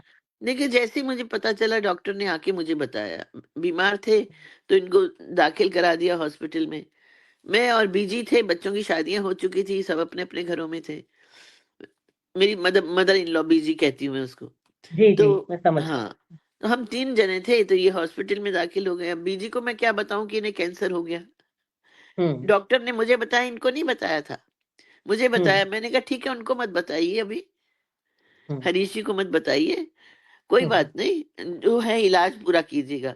और मैंने हुँ, मन में दृढ़ निश्चय कर लिया था कि मुझे रोना-धोना नहीं करना। हुँ, जो काम है वो उसको करना है ढंग से। हुँ, तो मैंने बीजी को नहीं बताया, परंतु 2 दिन बाद अपनी नंद को बता दिया था। हुँ, वो अपने बेटे के साथ रहती थी, तो मैंने कहा सुनो हुँ, हिमांशु, ऐसा-ऐसा है, हरीश जी को कैंसर हो गया है, तुम यदि आ हुँ, सकती हो तो आ जाओ। हुँ, तो उसने कहा ठीक है, वो अपने बेटे के साथ आ गई। क्योंकि हुँ। घर में बड़ा काम होता था, मैं सुबह-सुबह चली जी, जाती जी, थी जी। हॉस्पिटल। बीजी को कौन देखे, बीजी भी कोई हुँ, ठीक तो थी नहीं, वो भी हुँ, हुँ, बड़ी हुँ, एज की हो रही थी। तो हुँ, उनको छोड़ कर के मैं फौरन हॉस्पिटल जाती थी और शाम को आती थी हॉस्पिटल से। तो घर में भी काम होता था। एक दिन क्या हुआ, हमारी वो नहीं आई बर्तन बाजने वाली, इतने हुँ, सारे हुँ, बर्तन सिंक में लगे हुए थे। हुँ, तो राखी का दिन था, मैंने सुबह उठ करके फटाफट सारे बर्तनों को सारी माजा, रख दिया, सफाई की। तो मेरी नंद मुझे कहती है कि मैं है ना इतने बर्तन देख के जरूर कहीं ना कहीं से किसी को बुलाती, खुद मैं नहीं हुँ, कर सकती थी। हुँ, मैंने कहा हुँ, करना तो है ही, तो हुँ, कर लो। हुँ, तो मैं हुँ, घबराती नहीं हूँ किसी काम को करने से। कह देती हूँ अरे बड़ी घबराहट हो रही है या कुछ हो रही है, पर मन में मेरे घबराहट नहीं होती। हम्म। तो तो बस आप मैंने सभी श्रोताओं के लिए मैं ये कहना चाहूंगी कि देखिए ये सुधा नवल जी हैं, द सुधा नवल जी। मैं तो द जरूर लगाऊंगी आपके साथ। आप अपने आप में इकलौती हैं। अगर ये सिंक भरा हुआ बर्तनों का साफ कर सकती हैं, एक प्रोफेसर हैं, आप पीएचडी हैं, आप एक बड़ी चित्रकार हैं, सब कुछ हैं, तो आप लोग इन छोटी छोटी बातों से आज की जो जनरेशन है या हमारे जैसे लोग हैं, वो घर के काम करने से या किसी के लिए कुछ करने से इतना घबराते क्यों हैं या डिमोटिवेट क्यों होते हैं या अपने आप को छोटा क्यों समझते हैं। तो यही सब बातें बताने के लिए ऐसे व्यक्तित्व को आज आपसे हम रूबरू करवा रहे हैं। बहुत अच्छी बात कही आपने जी। आगे आप कुछ कह रही हैं। हाँ, मैं यही कह रही थी कि मैं बिल्कुल नहीं घबराई। मुझे था ठीक हो जाएंगे, मेरे मन में ये था। ये नहीं था कि कुछ हो जाएगा इन्हें, जी है ना, जी। कि ठीक हो जाएंगे। मेरी फ्रेंड ने कहा सुधा तू बीमार हो जाती तो मुझे कुछ नहीं होता, हरीश बीमार हो गए तो मेरा रोना ही नहीं रुक रहा है। मैंने कहा देखो, हम्म। तुम्हारा रोना नहीं रुक रहा ना तो हॉस्पिटल मत आना। बताना। हाँ, हॉस्पिटल मत आना, तभी आना जब तुम संयत मन से आओ। हम्म। तो ठीक है, मैंने उसको कह बहुत दिया। बड़ी बहुत बड़ी बात है। और हाँ, और एक मैं एक रोई बार नहीं। आपने पूरे उससे की। हरीश नवल जी कुछ कहना चाहते हैं सर हाँ आपके नहीं, साथ। मैं क्या था कि सुधा खुद भी बीमार थी, इनके लिए जी चलना भी बड़ा मुश्किल होता था। और चूंकि असाध्य रोग है तो उसके लिए बहुत पैसा चाहिए। कैंसर को अफोर्ड वही कर सकता है जो बहुत पैसा खर्च कर सके, भले ही सरकार बिल्कुल। दे या कहीं से हम्म भी हो, पर वही कर हम्म। सकता है।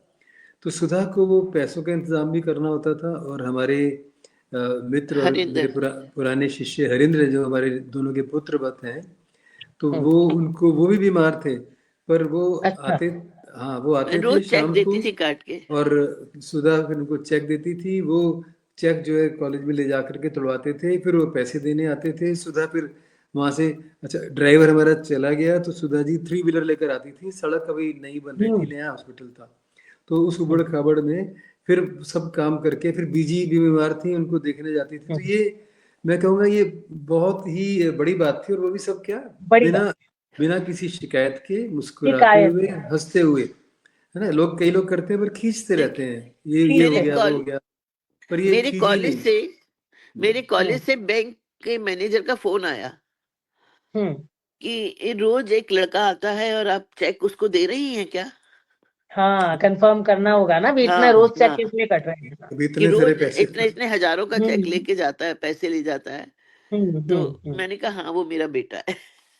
तो मैं उसको वो था। दे रही हूँ और मैंने बता दिया कि मेरे हस्बैंड बीमार है, मुझे बहुत जरूरत है और और जो मैं आ बात नहीं इन्होंने सकती। हाँ, जो बात हम्म इन्होंने बताई कि हम्म। अपने मित्र की, संतोष को कहा कि भाई अगर तुझे रोना तो मत आइयो। तो एक हाँ। दिन जिन हर्षवर्धन आर्य की मैंने बात बताई, जो कलाकार है और हम्म गए थे इनके साथ मॉरिशस, हम्म तो हम्म वो एक बार अपनी पत्नी के साथ मुझे देखने आए थे।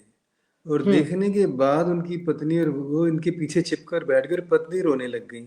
और अच्छा। हर्षवर्धन जी भी बड़े दुखी से हो गए, मुंह लटका लिया, हम्म। जबकि सबसे कम मुंह मेरा ही लटका हुआ था, बाकी सबके मुंह लटके हुए थे। तो अच्छा। मैंने हर्षवर्धन से कहा कि क्या अरे हो गया। हर्षवर्धन, मुझे लगा कि इनकी उसकी उसकी पत्नी को सांत्वना कैसे दूं। मैंने कहा हर्षवर्धन कोई कविता हाँ। वगैरह सुनाओ, तुम इतनी अच्छी कविता लिखते हो। तो उन्होंने एक कविता हम्म। सुनाई, उसमें शमशान, सूखा पेड़, जंगल, अच्छा। रेगिस्तान। तो मैंने कहा यार तुम्हारा नाम हर्षवर्धन है, दुखवर्धन नहीं है। मुझे कोई उत्साह की, प्रेम की कविता सुनाओ, कोई जोश की हाँ कविता सुनाओ, ये क्या सुना रहे हैं? मुझे याद आ गया। हाँ। बहुत अच्छी बात आपने याद दिलाई। और बहुत ही प्रेरणादायक आपने बताया स्नेहदी। मैं समझ सकती हूँ कि जब इस तरह की बीमारी हमारे आसपास हो, और कई तो लाइलाज बीमारी भी उस समय कहा जाता था इसको, बेशक आज बहुत इलाज है।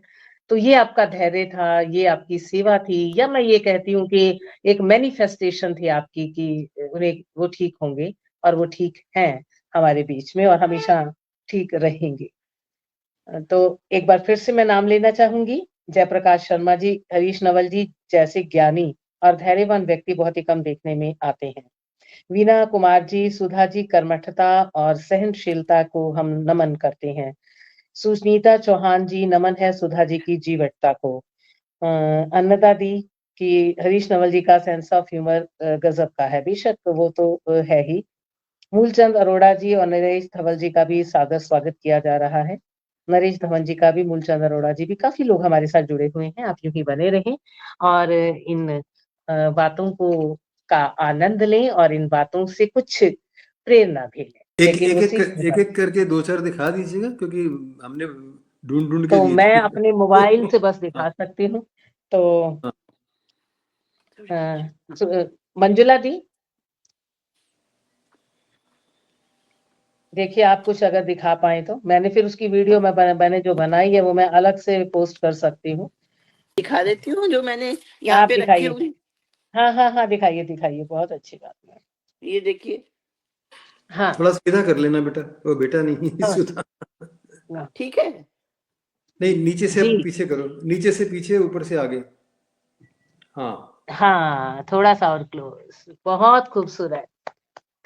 देखिए ये सुधा जी के जीवटता के रंग जो ये हम तो अभी इनके बनाया चित्रों मैंने। में देख हाँ पा दिखा रहे दो। हैं।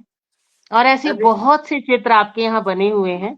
हम आएगा सुधा के ये चित्र दिख में। रहा हाँ है आपको? जी जी जी जी, दिख रहा है। थोड़ा सा और एक नीचे करें, एक ये एकाकी आदमी बैठा है। पूरा दिख जाएगा। अब हाँ जी, ये मैं बैठा हूँ वहां पर, नहीं नहीं, ये नहीं है। आप नहीं है।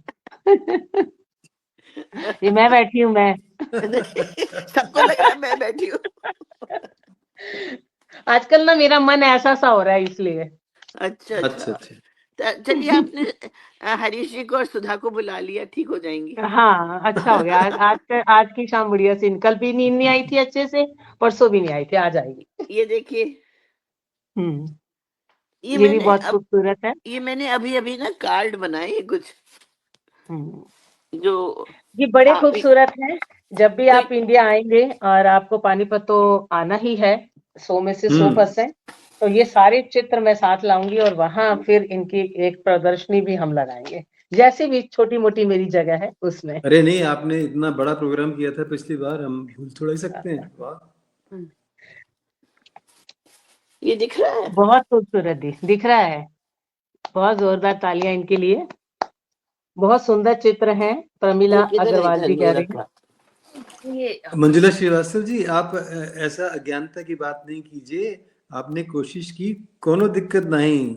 अब दिख रहे हैं सबको, ऐसा मत कहिएगा प्लीज। सब दिख रहे हैं। हम ये वीडियो अभी इस लाइव के बाद पोस्ट करेंगे, जो वीडियो हमने बनाई है, तो ये उसे चित्र दिख रहा है हम आपको? वायरल करेंगे। जी दिख रहा है, बहुत खूबसूरत। इस पर थोड़ा छाया सा आ और सीधा कर गई, दे। खिड़की की छाया आ गई। हाँ, हाँ, ये चित्र जो है, ये पुरस्कृत चित्र है। ये अरे वाह, सीधा कर देते सुधा जी, थोड़ा। हाँ हाँ, हाँ ऐसे। अब ज्यादा दिख रहा है। अब दिख रहा है, बहुत बढ़िया। बहुत खूबसूरत। ये तो देख लिया शायद। ये तो दिखेगा, ये दिख चुका है वैसे पहले भी, पर अब फिर से दिख गया रहा ये। है। हाँ, हाँ, ये देखिए, ये देखिए। ये था तब का है जब युद्ध हुआ था। हाँ, अच्छा हाँ, इसके ऊपर मैंने चंद पंक्तियां भी कही थी, आपने कोशिश कहा की था थी। उस समय, हाँ क्योंकि हाँ उस युद्ध में इस पत्नी का, वो जो पति मारा हाँ गया। जी, पति मारा गया था। हाँ। ये भी हाँ, बहुत खूबसूरत। ओ आस्था मदद कर रही भाई। हाँ जी, वो मैंने देखा था, पीछे से सीधा नीचे से छोटा सा आस्था हाथ आ सीधा रहा कर, था। ऊपर से जरा मेरी तरफ कर दो, ऊपर से मेरी तरफ। हाँ, बहुत खूबसूरत। बहुत हो गए बहुत हो गए। ठीक है। हाँ, ये अच्छा लगता है। यस, हाँ, ये भी बहुत अच्छा लगता ये अभी बर्फ जमी है ना। है। कोई लौटा दे मेरे बीते हुए दिन, कोई लौटा दे मेरे बीते हुए दिन, बीते हुए दिन वो मेरे प्यारे पल छिन, कोई लौटा दे मेरे बीते हुए दिन, कोई लौटा दे मेरे बीते हुए दिन।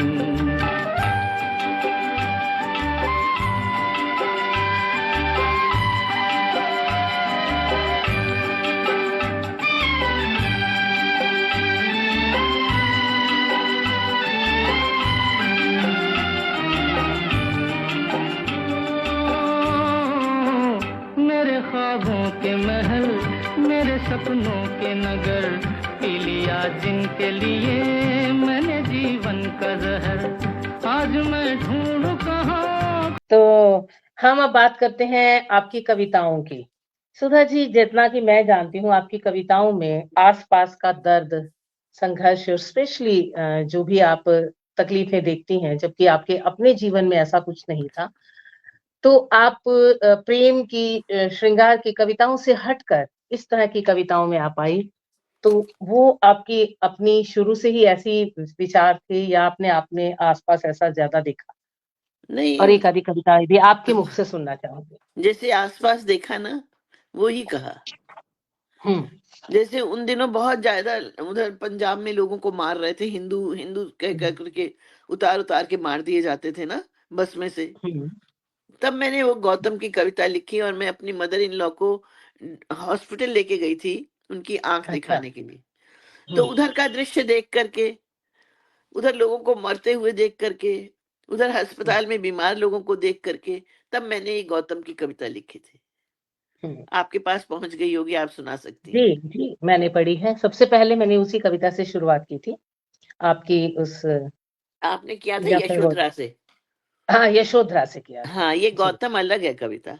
अच्छा गौतम अलग है। मैं हाँ, उसको उसमें भी यशोधरा का था अच्छा ना हुआ जिक्र। गौतम, ये है ऐसे। उसके बाद मैंने पढ़ी बेटिया वाली कविता आपकी। हाँ, मैं ये सुना देती हूँ। अच्छा हाँ जी, हुआ आप गौतम, सुनाइए।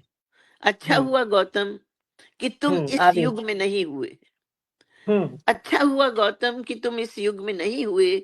अगर होते मेरे साथ अस्पताल की बेंच पर बैठ, दुसाध्य रोगी, असमय वृद्ध और कई शब्द देखने के बावजूद तुम्हें कुछ न व्यापता और तुम बुद्ध बनने से वंचित रह जाते। क्या बात है, धन्यवाद। क्या बहुत खूबसूरत। बिल्कुल मेरे पास भी है कि अच्छा हुआ गौतम कि तुम इस युग में नहीं हुए। अगर हाँ, होते तो मेरे साथ अस्पताल की बेंच पर बैठ, दुसाध्य रोगी, असमयी वृद्ध और कई शव देखने के बावजूद भी शायद तुम्हें कुछ नहीं व्याप्तता और तुम बुद्ध बनने से वंचित रह जाते। कितनी बड़ी बात कहती हैं आप। 4 पंक्तियों में एक और बात आप कहती हैं कि उन खंडरों की याद अभी भी ताजा बनी है। उन खंडरों की याद अभी भी ताजा बनी है। अब भी जब याद उस दिन की आती है, मैं अपने ही एक हाथ से दूसरे को दबा तुम्हारी कल्पना किया करती थी। क्या बात है, क्या बचपन की बात, कविता। क्या बात है, क्या बात है। बहुत खूबसूरत एहसास है, बहुत ही खूबसूरत एहसास है। अब तो अब अब मैं हमारे अब मैं सुनिए, अब मैं इनको हाथ जी पकड़ाता हूँ तो ये दबाती ही नहीं है, पकड़ती भी नहीं तो अभी तो और ज्यादा जरूरत है। हमारे बीच में है आस्था। चलिए हम आस्था को लाते हैं स्क्रीन पे थोड़ी देर के लिए, अगर अगर संभव है उनके लिए तो। हाँ, बुलाती हूँ मैं। जी, आप बुलाइए जब तक, और हाँ, हम तब तक बात करते हैं आपकी पीएचडी की। नहीं आपने मैं, किस हाँ, नहीं तो बुलानी तो मुझे उधर जाना पड़ेगा। आज था, आ जाएगी, कोई बात नहीं, 2 पता मिनट नहीं, बाद आ जाएगी। हाँ, काम में पता नहीं लगी कहाँ होगी तो गई। कोई दिक्कत नहीं है। वो बच्चों को देख रही होगी या कोई काम कर रही होगी। हाँ, हाँ, तो हम आशा वो कह रही है पीएचडी की तुम्हें बात बुला रही करते है। हैं आपकी। आशा, नहीं, मैं तो आता अरे तुम बुलाओ आशा को। मैं भी ढूंढ रहा हूँ। आशा को ढूंढ रहे हैं। अच्छा, अ, हिंदी विभाग में आपने 43 वर्ष तक आपने मुझे लगता है आपने जॉब की। मुझे लगता है कि ये मैक्सिमम पीरियड ऑफ जॉब का हो सकता है, हाँ, अगर क्योंकि किसी का तो ये वही। 65 साल की उम्र में मैं रिटायर हुई थी अच्छा, क्यों, कैसे? उम्र तो उधर। 60 साल की होती है शायद। पर दिल्ली यूनिवर्सिटी में 65 साल कर दिया गया था, अरे वाह, वेरी गुड, वेरी गुड। तो वो हमें उपलब्धि मिली। हाँ, हमने उसको बहुत वो कर जल्दी लिया आप था, जॉब में आ गई थी, तुरंत ही करते ही। तुरंत ही और एमए फिर करते ही आ गई थी। पूरी कंप्लीट आपने अपनी जॉब की। बहुत हाँ, बहुत अच्छा आपका ये अनुभव और बहुत अच्छी बात। तो सब कुछ आपने अपनी उसी से किया। प्रधानाचार्य भी आप रही हैं, उसी पद से शायद हाँ, आप वो रिटायर हुई हैं। तो नहीं हमारे नहीं, बीच में आस्था है। आस्था, सबसे हाँ, पहले तो आपको बहुत बहुत बधाई आपकी नई पुस्तक के, आपके नए उपन्यास के लिए। तो मुझे पहले पता होता तो मैं दिल्ली जरूर आ जाती, लेकिन थोड़ा सा लेट मुझे मैसेज मिला तो मैं नहीं आ सकी। कोई बात नहीं, उस पे हम अलग से एक दिन बातचीत करेंगे। तो आस्था, आपसे एक ये सवाल कि बचपन में जब आपने जिस तरह से अपने मम्मी पापा को देखा, अपनी मम्मी को देखा, अपने पापा को देखा, तो आपको कैसा लगता था कि हमें इसी तरह की मदर बनना है? या किस तरह के विचार आते थे और किस तरह से आपकी परवरिश हुई और कैसे आपकी स्टडी में आपको हेल्प मिलते थे? कह रही हूँ बचपन में मदर बनने का तो कोई नहीं सोचता, जब बन जाते हैं तो ही माँ की याद आती है और नानी की भी याद आती है। तो कहते हैं ना, नानी याद आ गई, वो जब हाँ, सच में बनते हैं तब आती है याद। हाँ, वो तो है, लेकिन वो लगता था कि भी एक ऐसा ही इस मेरे अंदर भी ऐसा जज़्बा होना चाहिए या इतना धैर्य होना चाहिए या मैं ऐसी नहीं हूँ या मैं ऐसी ही हूँ। जब हम बच्चे होते हैं तो हमें ऐसा लगता है अरे हम ऐसे माँ बाप थोड़ी बनेंगे, हम तो पता हाँ। नहीं क्या तोप होंगे। लेकिन जब माँ बाप बन जाते हैं तो लगता है अरे मम्मी कितना ठीक कहती थी, ओ हुँ, मम्मी इसलिए ऐसे कहती थी। वो बन के ही पता चलता है, उससे बन पहले के जाता है। नहीं पता चलता। बाकी हुँ, नमस्ते सोनिया जी, आपने मुझे नमस्ते, अचानक नमस्ते। बुला लिया, मुझे मेकअप करने का टाइम नहीं दिया। तुम यूँ ही बड़ी प्यारी हो। Thank you. पापा मम्मी को देखकर, वैसे ये चर्चा क्योंकि मम्मी की है तो पहले मम्मी पर बात करती हूँ। हुँ, अम, मेरे लिए मेरी माँ सबकी माँ से बहुत अलग थी। जी। एक तो वर्किंग मदर थी, हुँ, और हमारे टाइम में जब हम बच्चे थे, बहुत कम छोटे बालों वाली मम्मियाँ होती थी। जी, राइट। तो हुँ, और मम्मी की साड़ी ऐसी बंधी होती थी कि कभी पल्ला झलक नहीं रहा होता था, कभी फॉल गिर क्या बात गिर रही होती थी, एकदम अच्छी तरह से बंधी हुई साड़ी। और मुझे मम्मी को देख के ऐसा लगता था कि वाह, जैसे कोई है। आईएएस ऑफिसर हो या ऐसी वाली छवि थी। हुँ, हुँ, और जिससे भी बात करती थी बहुत ही ज़्यादा शिष्टाचार, हुँ, वो बहुत ज़्यादा था। तो मुझे ना अंदर से बड़े ऐसे होता था कि अरे मेरी मम्मी तो सबसे अलग है। हुँ, और वो वाली मम्मी भी नहीं थी जो बच्चों के पीछे रोते हुए घूमे कि नहीं नहीं बेटा खाना खा लो। वो हुँ। कहती थी जो बना है खाना है, नहीं खाना तो मत खाओ। अच्छा, वेरी गुड। तो हमें ऐसा लगता था तब, तो कभी कभी बुरा लगता था कि अरे ऐसे लाड क्यों हुँ, नहीं हो रहा। वो बाद में हुँ, पता हुँ। चला कि अच्छा हुआ नहीं हुआ। आ, पर वैसे मैं बता दूं, मम्मी में मुझे बहुत सारी सब्जियां अच्छी नहीं लगती थी, बस आलू पसंद था, तो मम्मी हर सब्जी में आलू मेरे लिए डालती थी। चुपके से आपकी पसंद पूरी हो जाती थी, जी। बिना कहे। जैसे एक बार क्या हुआ,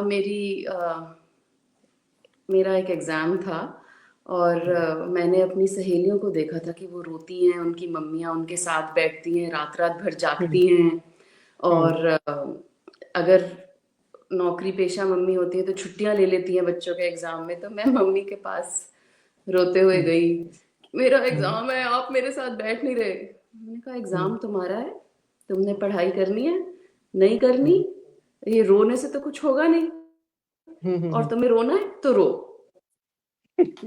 तो बाप रे, बाप रे, मुझे लगा, अरे कितनी ये खराब क्या। मम्मी थी। नहीं नहीं, खराब नहीं थी, यही तो मैं बता रही बहुत हूँ अच्छी, कि हाँ, बहुत अच्छी। उन्होंने स्वतंत्र रहना सिखाया, उन्होंने जिम्मेदारी डिपेंडेंट उठाना है। सिखाया। क्योंकि मैं आज भी बहुत सारी मेरे आसपास की लड़कियों को देखती हूँ कि जब उनका नौकरी लगी तो हुँ, उन्होंने मम्मी से हर टाइम हर स्टेप पर हेल्प ली। जब उनके हुँ, बच्चा हुआ तो उन्होंने कहा मम्मी हम नहीं कुछ कर सकते, हाथ पैर हुँ, फूल गए। तो वो हुँ, ऐसी माँ के कारण ना दीदी के और ना मेरे हाथ पैर कभी नहीं हुँ, फूले। बहुत अच्छी बात। जी, क्योंकि उन्होंने ऐसी परवरिश दी। और फिर जैसा अभी शायद मैं सुन रही थी, पापा के कैंसर के दिनों की बात हो रही थी, जी, तो ऐसी माँ, जब डॉक्टर ने मुझे बोला हो कि अगर आपको अपने पिता से मिलना है आखिरी बार हुँ, तो आप आ जाओ। कितनी बड़ी और बात। जी, और मम्मी को भी वो स्थिति पता थी, हुँ, लेकिन पता होते हुए भी उन्होंने उसे कभी अपने ऊपर हावी नहीं होने दिया। हुँ, कि हमें लग रहा है मम्मी हम कैसे करेंगे, आप क्या करोगे, क्या करेंगे, जो आई है परिस्थिति उसका सामना करेंगे। ये उनकी जो जीवट ये है उनका जी, उन्होंने कभी भी ऐसे रोना धोना नहीं किया। हाँ, चुपचाप रोती थी, लेकिन सबके सामने अपने आप सामने को हमेशा बहुत ज्यादा, जो एक नीचे कमेंट आ रहा है स्ट्रॉन्ग मम्मियाँ, तो वो सामने है। स्ट्रॉन्ग मम्मी ही थी, क्योंकि खुद की भी फिजिकल ऐसी हालत नहीं थी कि बहुत कुछ कर पाए, पर फिर भी सब कुछ करती थी, पूरा घर संभालती थी, और घर के साथ साथ एक अजीब सी आशावादिता थी। मम्मी की सहेली का फोन आया, जो उनको फोन करके रोने लगी कि हाय सुधा, ये क्या हो गया। मैं वहीं थी, मैं साक्षी हूँ उस बात की कि मम्मी ने कहा रो क्यों रही हो, हरीश अभी जिंदा है और जिंदा रहेंगे, अगर रोना है तो क्या फोन बात रखो। है। और उन्होंने फोन रख दिया। तो बड़ी ये बात है। ऐसी माँ है जिनको हम देख के बड़े हुए हैं। अब जब मेरे बच्चों के लिए बहुत ज्यादा डरती हैं तो मुझे लगता है इन्हें क्या हो गया, ये तो हमारे साथ अकेली पहाड़ पे चढ़ जाती थी। और ऐसे नहीं कि मैं कविता वाला पहाड़ बोल रही हूँ, सच में मम्मी हमें मैं लेके समझ गई, कहीं पे समझ भी गई। चढ़ जाती थी कि अरे वहां जाने का मन कर रहा है, चलो चलते हैं। तो हमारी ऐसी मम्मी थी। और ऐसे माता पिता की बात करें तो एक्सट्रीमली रोमांटिक। क्या बात है। हमें लगता है जब मैं और मेरी दीदी कभी बात करते हैं और हम दोनों के पति आपस में बात करते हैं कि ये कितनी रोमांटिक लड़कियां हैं, तो हम कहते हैं हम सुधा की बेटियां हैं, क्या करें। क्या बात है। मैं अगला सवाल मेरा यही था कि ये सब बातें अब आप में है या नहीं है, तो वो आपने खुद से ही जवाब दिया। वाह, नहीं नहीं, वेरी गुड। ओवरली रोमांटिक हम शादी के 20 साल बाद इतने रोमांटिक नहीं रहे होंगे जितने ये अभी भी आज भी है। 52 इयर्स बाद भी हैं। ईश्वर ऐसा ही रखे, आपको देख के बहुत मजा आता है सही में। मेरी फेवरेट जोड़ी है, मैं अक्सर बोलती हूँ। मम्मी, मैं बचपन की एक बात याद है कि पापा अपने कमरे में बैठ के पढ़ते थे, मम्मी अपने कमरे में, पापा की छोटी सी स्टडी थी और मम्मी बेडरूम में बेड पे अपना डेस्क लगा के पढ़ती थी। तो पापा बहुत देर से पढ़ रहे थे, कुछ खा पी नहीं रहे थे, तो मम्मी ने एक बार मुझे भेजा, जाओ पापा को पानी देख लो, पीना है, जाओ पापा से ये पूछ लो वो पूछ लो। तो पापा ने कहा मम्मी से कहो इतना ना मुझसे तू प्यार बढ़ा कि मैं एक बादल। मुझे पता नहीं था कि ये गाना है तब। तो मैं गई कि मैंने कहा पापा ये कह रहे हैं मम्मी इतना ना मुझसे तू, कहते अच्छा जाओ उनसे जाके कहो मैं नीर भरी क्या, कौन सी बदली, मैं मैं नीर भरी दुख की बदली। नहीं नहीं नहीं, इस जो एक गाने के गाना आगे है वो, नहीं कि अच्छा मैं, बदली जन्म जन्म से साथ तेरे, नाम मेरा अच्छा अच्छा अच्छा अच्छा। क्या बात है। तो मेरे लिए मुझे लगता है जितना भी रोमांस हमने सीखा है वो पापा मम्मी की बदौलत है। बहुत अच्छी बात है ये देखिए कितना बड़ी बात हमारे सामने आई है, और बहुत अच्छा लग रहा है, मजा आ रहा है इतना सुन के कि ये लग रहा है कि एपिसोड जो है कभी खत्म ना हो। चंचल जैन जी, क्या बात है, मधुर यादें।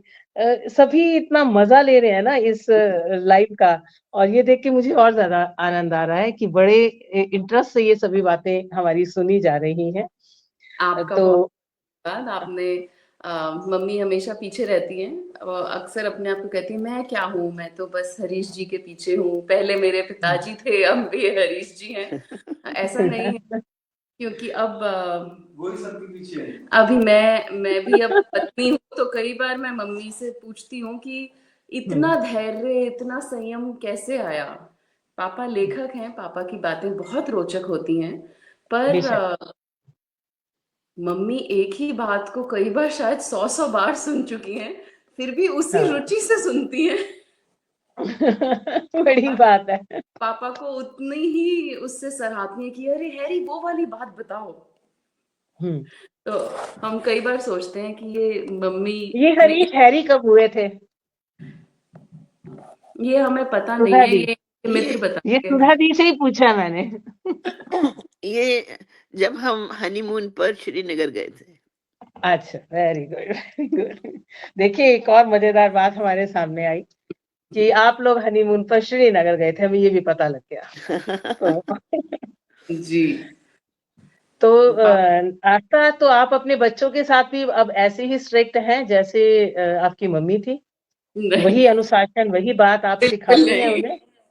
नहीं बिल्कुल नहीं, बहुत नहीं। स्ट्रिक्ट हो। मैं स्ट्रिक्ट नहीं हूँ, लेकिन अगर मैं थोड़ा सा भी अनुशासित। strict होना चाहूँ तो ये नानी जी बीच में आ जाती, हाँ ये बच्चों को मत अच्छा। डांटो। अब वो नानी जी हो गई हैं इसलिए। हाँ, नानी का प्यार, दादी का प्यार कुछ अलग ही होता है। वो हमें अभी नहीं समझ में आता, जब खुद बनेंगे तो हाँ, समझ वो आए। जब हम उस रूप में आएंगे तब समझ में आएगा, हाँ, है ना? मूल से तो ब्याज प्यारा होता है। हाँ, बस वो मैं तो कह रही थी कि आप ही कह दे तो ज्यादा अच्छा होगा, इसीलिए मैं चुप थी इस नहीं, बात को लेकर। अभी वो मम्मी बिल्कुल भी स्ट्रिक्ट मम्मी नहीं है। वो अत्यंत कोमल नानी है कि मेरा छोटा नानी बेटा है। चोट लग जाती है तो आके कहता है, माँ नानी को मत बताना, फिर वो ना उनको मुझसे भी ज्यादा दर्द होने लगता है। तो बहुत अच्छी बातें आस्था हमें बता रही है। तो आपका सुधा दी एक जो कुछ आपने लिखा था काव्य में, वो एक धारावाहिक के रूप में न्यूयॉर्क के हिंदी चैनल पर के मनोरंजन टीवी पे प्रसारित होता रहा। तो वो मैं जरूर अपने श्रोताओं तक पहुंचाना चाहूंगी कि क्या ऐसा लिखा था आपने? क्या था? तो कोई किससे, आस्था मॉरिशस से प्रश्न किया है या किससे? नहीं, मैंने सुधा दी से किया है। हाँ, हाँ। स्त्री पुरुष। हाँ जी। मेरे ख्याल स्त्री पुरुष मैंने सुनाया था, मुझे अब याद नहीं आ रहा, शायद हरीश जी को ध्यान मैं होगा। बताता हूँ। जी जी, क्या आप था बताएं। कि मॉरिशस में जब दूसरा टेलीविजन। सम्मेलन हुआ था, जी। ये 1994 की बात है, 94 की। और 94 में वहां पर जी टीवी वालों ने उनके सहयोग से पहली बार प्रोग्राम किया था। और कवि यहाँ से सम्मेलन उसमें टीवी पर। यहाँ से हिमांशु जोशी नामक, वो बड़े वाले हिमांशु जोशी जो लेखक है वो नहीं, एक मीडिया में भी हिमांशु जोशी हैं, वो अच्छा। थे। तो उन्होंने किया था और मैंने सब विदेशियों के इंटरव्यूज लेने थे, ये हमने तय किया था। तो उसमें जो पहला प्रोग्राम मॉरिशस टीवी पर पहला आया, तो पर्दे पर सबसे पहले सुधा की कविता सुनाई गई, स्त्री और पुरुष। क्या बात। तो ये एक हिस्ट्री बन गई कि सब अखबारों में सुधा की फोटो थी और ये उनकी कविता के अंश थे। तो हम लोगों को कविता। बहुत गर्व महसूस हुआ था। Naturally। शायद ये वाली बात थी। वो अमेरिका में मनोरंजन टीवी था। अमेरिका में जब हम जी, आए थे वो भी 2001। बात कर रही थी मैं। हाँ, हाँ वो जी जी, शशि सुधा जी चौहान। कुछ कहना चाह रही हैं आप? हाँ जी, हाँ जी। हाँ, मैं एक चीज कहना चाह रही हूँ हरीश जी, थोड़ा सा फिर आप अपनी बात कर लेना। कि जब हम लोगों ने मैंने ये कविता सुनाई तो नंदन जी ने वही सुनी थी, उन्होंने इंग्लैंड में हमसे फिर से सुनी ये वाली कविता स्टेज पर बुला अच्छा, के। अरे ये हाँ, क्या कहना बात चाहती थी बस। अब हरीश जी बताओ आप। हाँ। इंग्लैंड में जब भारत की स्वतंत्रता को 50 साल हुए थे तो विश्व हिंदी सम्मेलन हुआ। तो नंदन जी, कन्हैयालाल नंदन जो है वो संयोजक थे, जैसे आप कर रही हैं। तो वो पूरा कवि सम्मेलन, सब बड़े बड़े सभी लोग थे, मैं तो ऑडियंस में था। तो वहाँ पर उन्होंने ये कहा कि मैं सुधा जी से कहूँगा कि वो स्त्री पुरुष कविता जरूर सुनाए। तो स्त्री क्या तो बात। यहाँ पास ऊपर मंच पर बैठी और पुरुष सामने बैठा हुआ है। वाह वाह वाह, ये भी होना जरूरी है। पुरुष कविता। उस टाइम भी वो पुरुष बड़ा गौरवान्वित महसूस कर रहे होंगे, ये मैं जानती हूँ। हाँ, यस। पर बता करके हंस रहे हैं तो क्या फायदा। नहीं, अब हंसी नहीं, ये आनंद की हंसी है। ये चलो फिर आनंद ठीक है। है। ये आनंद की हंसी है। ऐसा होता है कि हर चीज पर वो हमेशा गंभीर रह के बताओ, मैं गंभीर रह के बताता हूँ, फिर उसके बाद उन्होंने ऐसे बताया तो मुझे बहुत अच्छा। अब ठीक है। हाँ, अब नहीं, अब मजा नहीं आया। उससे ज्यादा आ रहा था।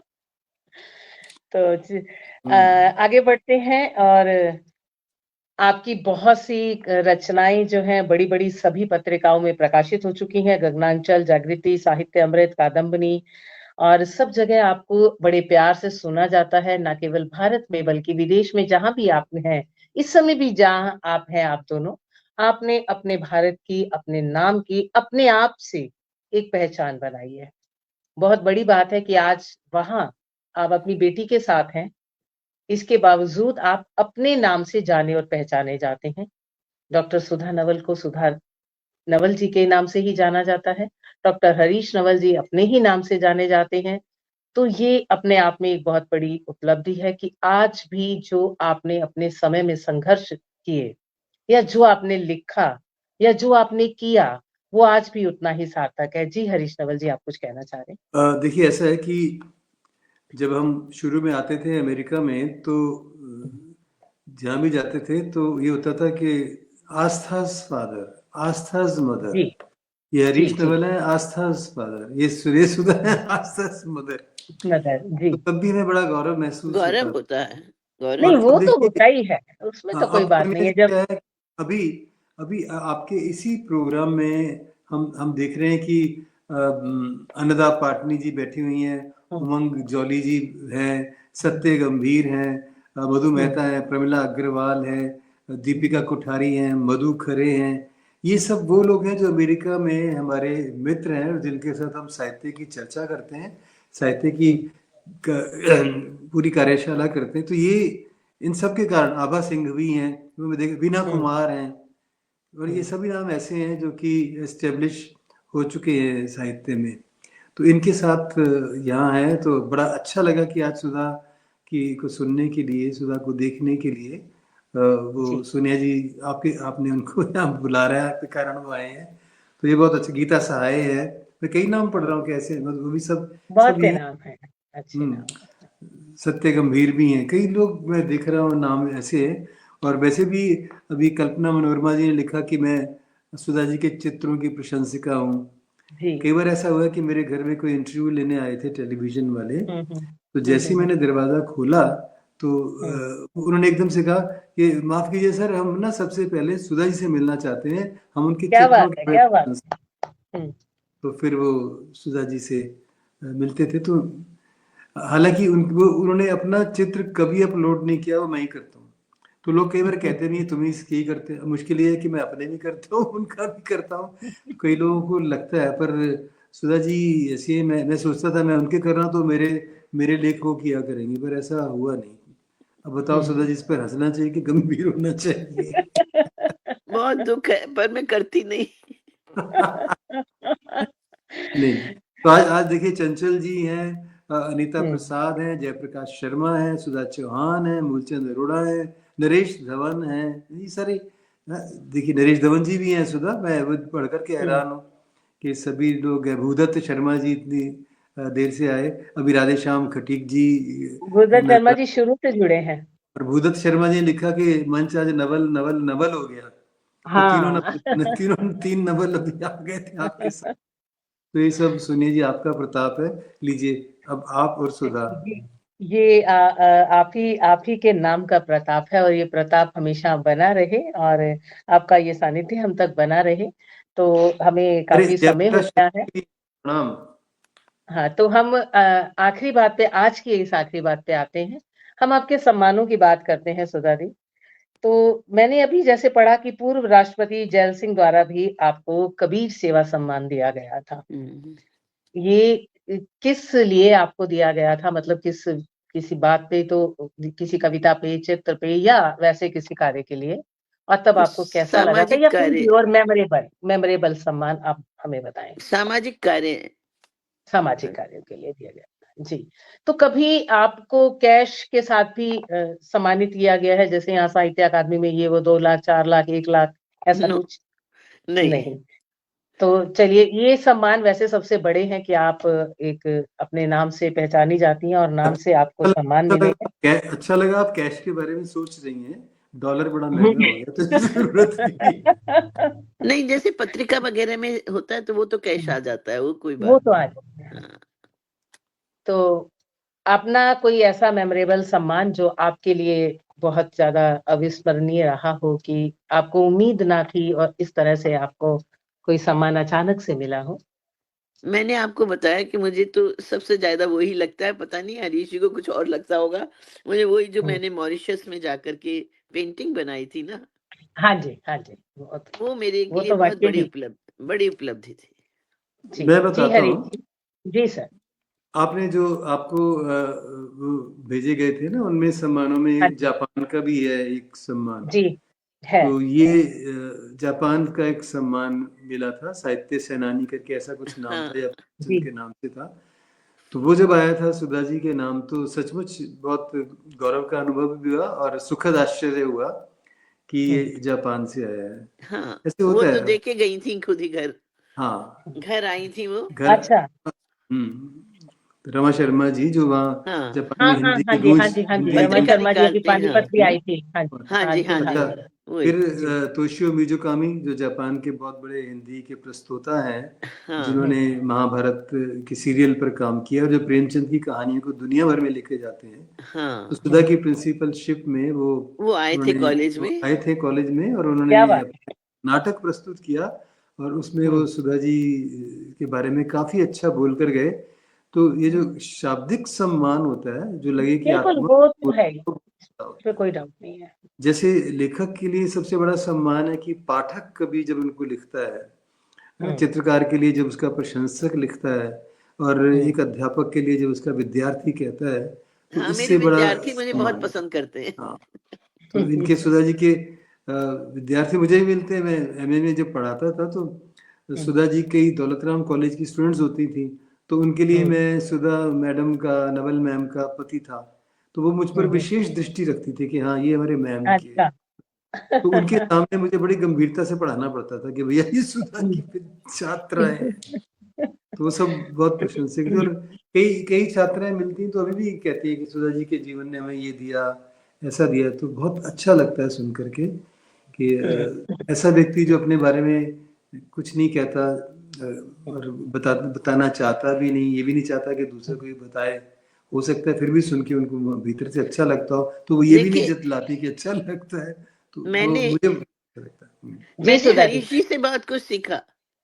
जी, जैसे कि हरीश जी से बहुत कुछ सीखा। अपने कॉलेज में जाकर के पढ़ाने की चीज भी मैंने हरीश जी से सीखी। अच्छा। ऐसी बात नहीं है, कई लोगों से हम सीखते हैं, तो हरीश जी तो बिल्कुल। मेरे प्रमुख हैं। हम्म फिर मेरे पिताजी ने भी मुझे एक चीज सिखाई, कहा कि जब भी क्लास में जाओ तो चाहे तुम्हें आता हो बहुत अच्छी तरह से, फिर भी उसको पढ़ करके ही जाना।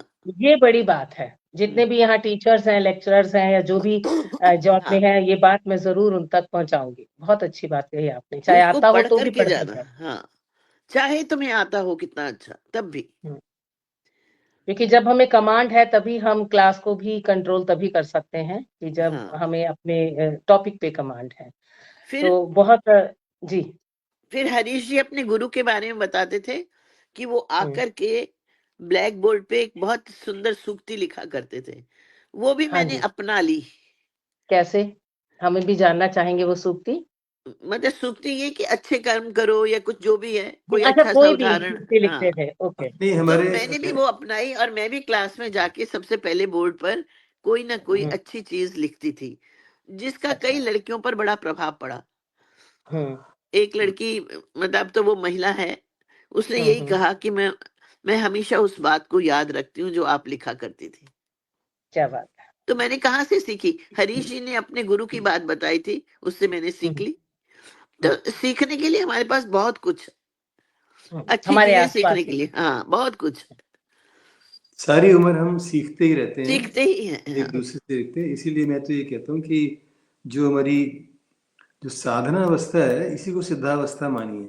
सिद्धावस्था कभी आती नहीं है, क्योंकि साधना कभी समाप्त नहीं होती। तो मैं सुधा जी में भी देखता हूँ, सोनिया जी आप में भी देखता हूँ। और मैं कुछ नाम लेना चाहूँगा बिना आपकी आज्ञा के। नहीं सर, आप यहाँ लीजिए। ये मैंने देखा कि पुलकेंद्र अरोड़ा जी ने आपको सूचित किया, बड़ा अच्छा लगा। रूपचंद शास्त्री जी भी यहाँ पधारे थे, और फिर जो प्रदीप श्रीवास्तव जी भी यहाँ थे। जो नाम रह गए वो मैं ध्यान कर रहा हूँ। आनंद जैन जी भी यहाँ हैं, अनीता प्रसाद आनंद हैं। जैन जी तो आप समझ रहे होंगे, आनंद जैन जी कौन से? AP Jain sir, Panipat. क्या वही बात है, आनंद जैन हम तो जी जी। एपी जैन ही समझते हैं। तो हम हाँ जी, वही है। आनंद प्रकाश जी तो मेरे को बताना जरूरी लगा, क्योंकि वो नहीं, आपको बड़े बहुत क्योंकि आपका आदर करते हैं और बड़े मन से सुनते नहीं, हैं, इसलिए बता हमारे रही साथ उनका वो व्यवहार भी होता है, चैट ही होती है, बात हूँ। हाँ चैट होती है। जी। तो वो बहुत अच्छी अच्छी चीजें भेजते हैं, बहुत अच्छा लगता है। खुद भी आप, और क्या बताऊं जैन जी का, आपने मुझे भावुक कर दिया। आते ही हम लोग आएंगे। आपने जो हाँ जी, नया जरूर। स्कूल बनाया है, आपने अपने बारे में कुछ नहीं बताया दोस्तों। सोनिया अक्स जी को आप एक शायरा के रूप में जानते हैं, आप एक ऑनलाइन क्रिएटिव के बारे में जानते हैं, लेकिन ये एक बहुत बड़ी शिक्षा शास्त्री हैं। ये स्कूल की पहले प्रधानाचार्य रही, अब इन्होंने अपना एक स्कूल खोला है, और ऐसा स्कूल है समझिए लगभग बहुआयामी व्यक्तित्व वहाँ से बनेंगे, उसमें बहुत कुछ है। तो वो एक व्यक्ति कैसे अपनी साधना करता है, ये हम लोग सोनिया जी से देखते हैं। और ऐसी शख्सियत जिनके गज़ल गीतों नज़मों पर बहुत बड़े बड़े संगीतकारों ने धुनें बनाई हैं, वो धुनें हम सुनते हैं, वो टेप सुनते हैं, पर ये अपने आप बताएंगे नहीं। तो सोनिया अक्स जी, आपको मुबारकबाद, और इतना अच्छा कार्यक्रम आप नहीं बना रहे हैं। और ऐसे चुन चुन के आप ऐसी शख्सियतों को लाती हैं जो जिनको आपके शब्द हैं कि उनको मैं चाहती हूँ कि और आगे जाएं, मतलब सब लोग जाने उनको, ये इनके सब मन लोग में जाने, ये है मेरी जो इनको लगता है कि ये व्यक्ति ऐसा है जिसके बारे में लोगों को खूब पता चलना चाहिए, तो ये खोज करके उनके बारे में संधान करती, बहुत मेहनत करती हैं। तो मैं इसके लिए अपनी तरफ से आपका शुक्रिया अदा करता हूँ, और बाकी फाइनल तो सुधा जी ही करेंगी और आप करेंगे। लीजिए, मैं अंतर्धान हो रहा हूँ थोड़ी देर के लिए। देखिए मैं तो सोनिया जी का बहुत धन्यवाद करती हूँ, क्यों मैं अपने आप को कुछ नहीं समझती, आपने मुझे यहाँ पर बिठा दिया, यही बड़ी बात है मेरे लिए। आप क्या हैं ये हम सब जानते हैं, और नहीं आपकी नहीं, इन बातों को एक एक बात जब मैं आपके यहाँ आई थी और जब मैंने आपसे बातें सुनी थी, आपको बताना चाहूंगी यहाँ से कि शायद पता नहीं कितनी बार मैंने अपने भाई के सामने या अपनी, कई बार मेरे घर के लोग जैसे अक्सर कह देते हैं कि दिल्ली चल पड़ती हो हर 15 दिन में, क्या मिलता है तुम्हें वहां। तो तब मेरे भाई के साथ मेरा यही जवाब था, मैंने कहा तुम जानते हो हरीश नवल जी क्या है, अब तुम्हें पता है। फिर मैंने आपका परिचय अपनी जो सभी के आजकल फैमिली ग्रुप है उनमें मैंने भेजा। फिर मेरी मम्मी क्योंकि खुद एजुकेशनिस्ट हैं तो वो पढ़ा उन्होंने, अच्छा तुम ऐसे लोगों से मिलकर आती हो, तो फिर कितना गौरव होता है कि जब मेरी माँ को ये पता लगा कि मैं हरीश नवल जी के साथ मिलकर आई हूँ, या मैं सुधा नवल जी से मिलकर आई हूँ और आज उनसे मैंने ये सीखा है। तो ये एक अपने आप में बहुत बड़ी बात है। आप लोगों का बहुत-बहुत शुक्रिया कि आपने अपना कीमती समय हमें सुबह के समय में दिया। बहुत सी बातें छूट गई हैं बेशक, इतने बड़े व्यक्तित्व को, उनके इतने कृतित्व को इतने छोटे से समय में बाँध पाना बिल्कुल नामुमकिन है। लेकिन ये सोनिया जी, सिलसिला जो हमने, हाँ जी। सोनिया जी, आपका जी सर। आप जब हमारे घर आई थी, और जी। वो चित्र भी हमारे पास हैं, हाँ जी। मोदी के और आपके वो चित्र हैं, और वो भी जब आप कभी प्रोग्राम बनाएंगी तो उनको भी दिखाइए कि किस ढंग से आप बिल्कुल। सुधा से गले मिली थी। सुधा प्राय सबसे गले नहीं मिलती हैं, मुझसे भी कमी मिलती हैं, तो वो पर आपके साथ मिलती थी, तो बड़े सुंदर मेरी चित्र किस्मती, हाँ वो बहुत हैं। मेरे पास भी वो चित्र है और उसमें इतना प्यार छलकता है ना, उसके अंदर छलक रहा है उस चित्र में, कि उसमें कहीं ये नहीं दिख रहा कि मेरी फोटो सुंदर आनी चाहिए, अच्छी आनी चाहिए। वो एक नेचुरल सा कैंडिड फोटो है और वो बड़ा खूबसूरत चित्र है। उसमें आपका आपका स्नेह जो है वो उछल रहा है। और उसमें सबसे बड़ी बात जो उस दिन लगी कि हरीश नवल जी, द हरीश नवल जी, हम लोग बैठे हैं, उमंग जी मुझसे सहमत होंगी, वो हमसे पूछ रहे हैं किचन में जाकर कि मैं आपके लिए कौन-सा पानी लाऊँ या कौन-सी मैं कोल्ड ड्रिंक लाऊँ। तो देखिए, एक हम लोगों का इस तरह से अपना प्यार देना, तो कहीं भी आपके अंदर कोई ऐसा, मैं कहूँ कि कोई वो नहीं थी, बिल्कुल ज़मीन से जुड़े हैं आप दोनों। ईश्वर आपको बहुत-बहुत स्वस्थ रखे और आपका सानिध्य हम तक पहुँचता रहे। कोई त्रुटि हो गई हो मुझसे तो उसके लिए क्षमा प्रार्थी हूँ। लेकिन एक बार नहीं, हम बार-बार फिर मिलेंगे और जो-जो बातें हमसे छूटी हैं, हम उन्हें दोबारा-दोबारा करते रहेंगे। मैं जी, सभी हरीश जी, जाते-जाते। मैं जी सभी सर, दर्शकों जी। को भी प्रणाम करती हूँ कि उन्होंने इतना समय दिया मुझ नाचीज को सुनने में। नाचीज़ नहीं है धन्यवाद आप। आपका। नमस्कार, शुभ नमस्कार। रात्रि, जय हिंद, जय भारत। फिर मिलेंगे।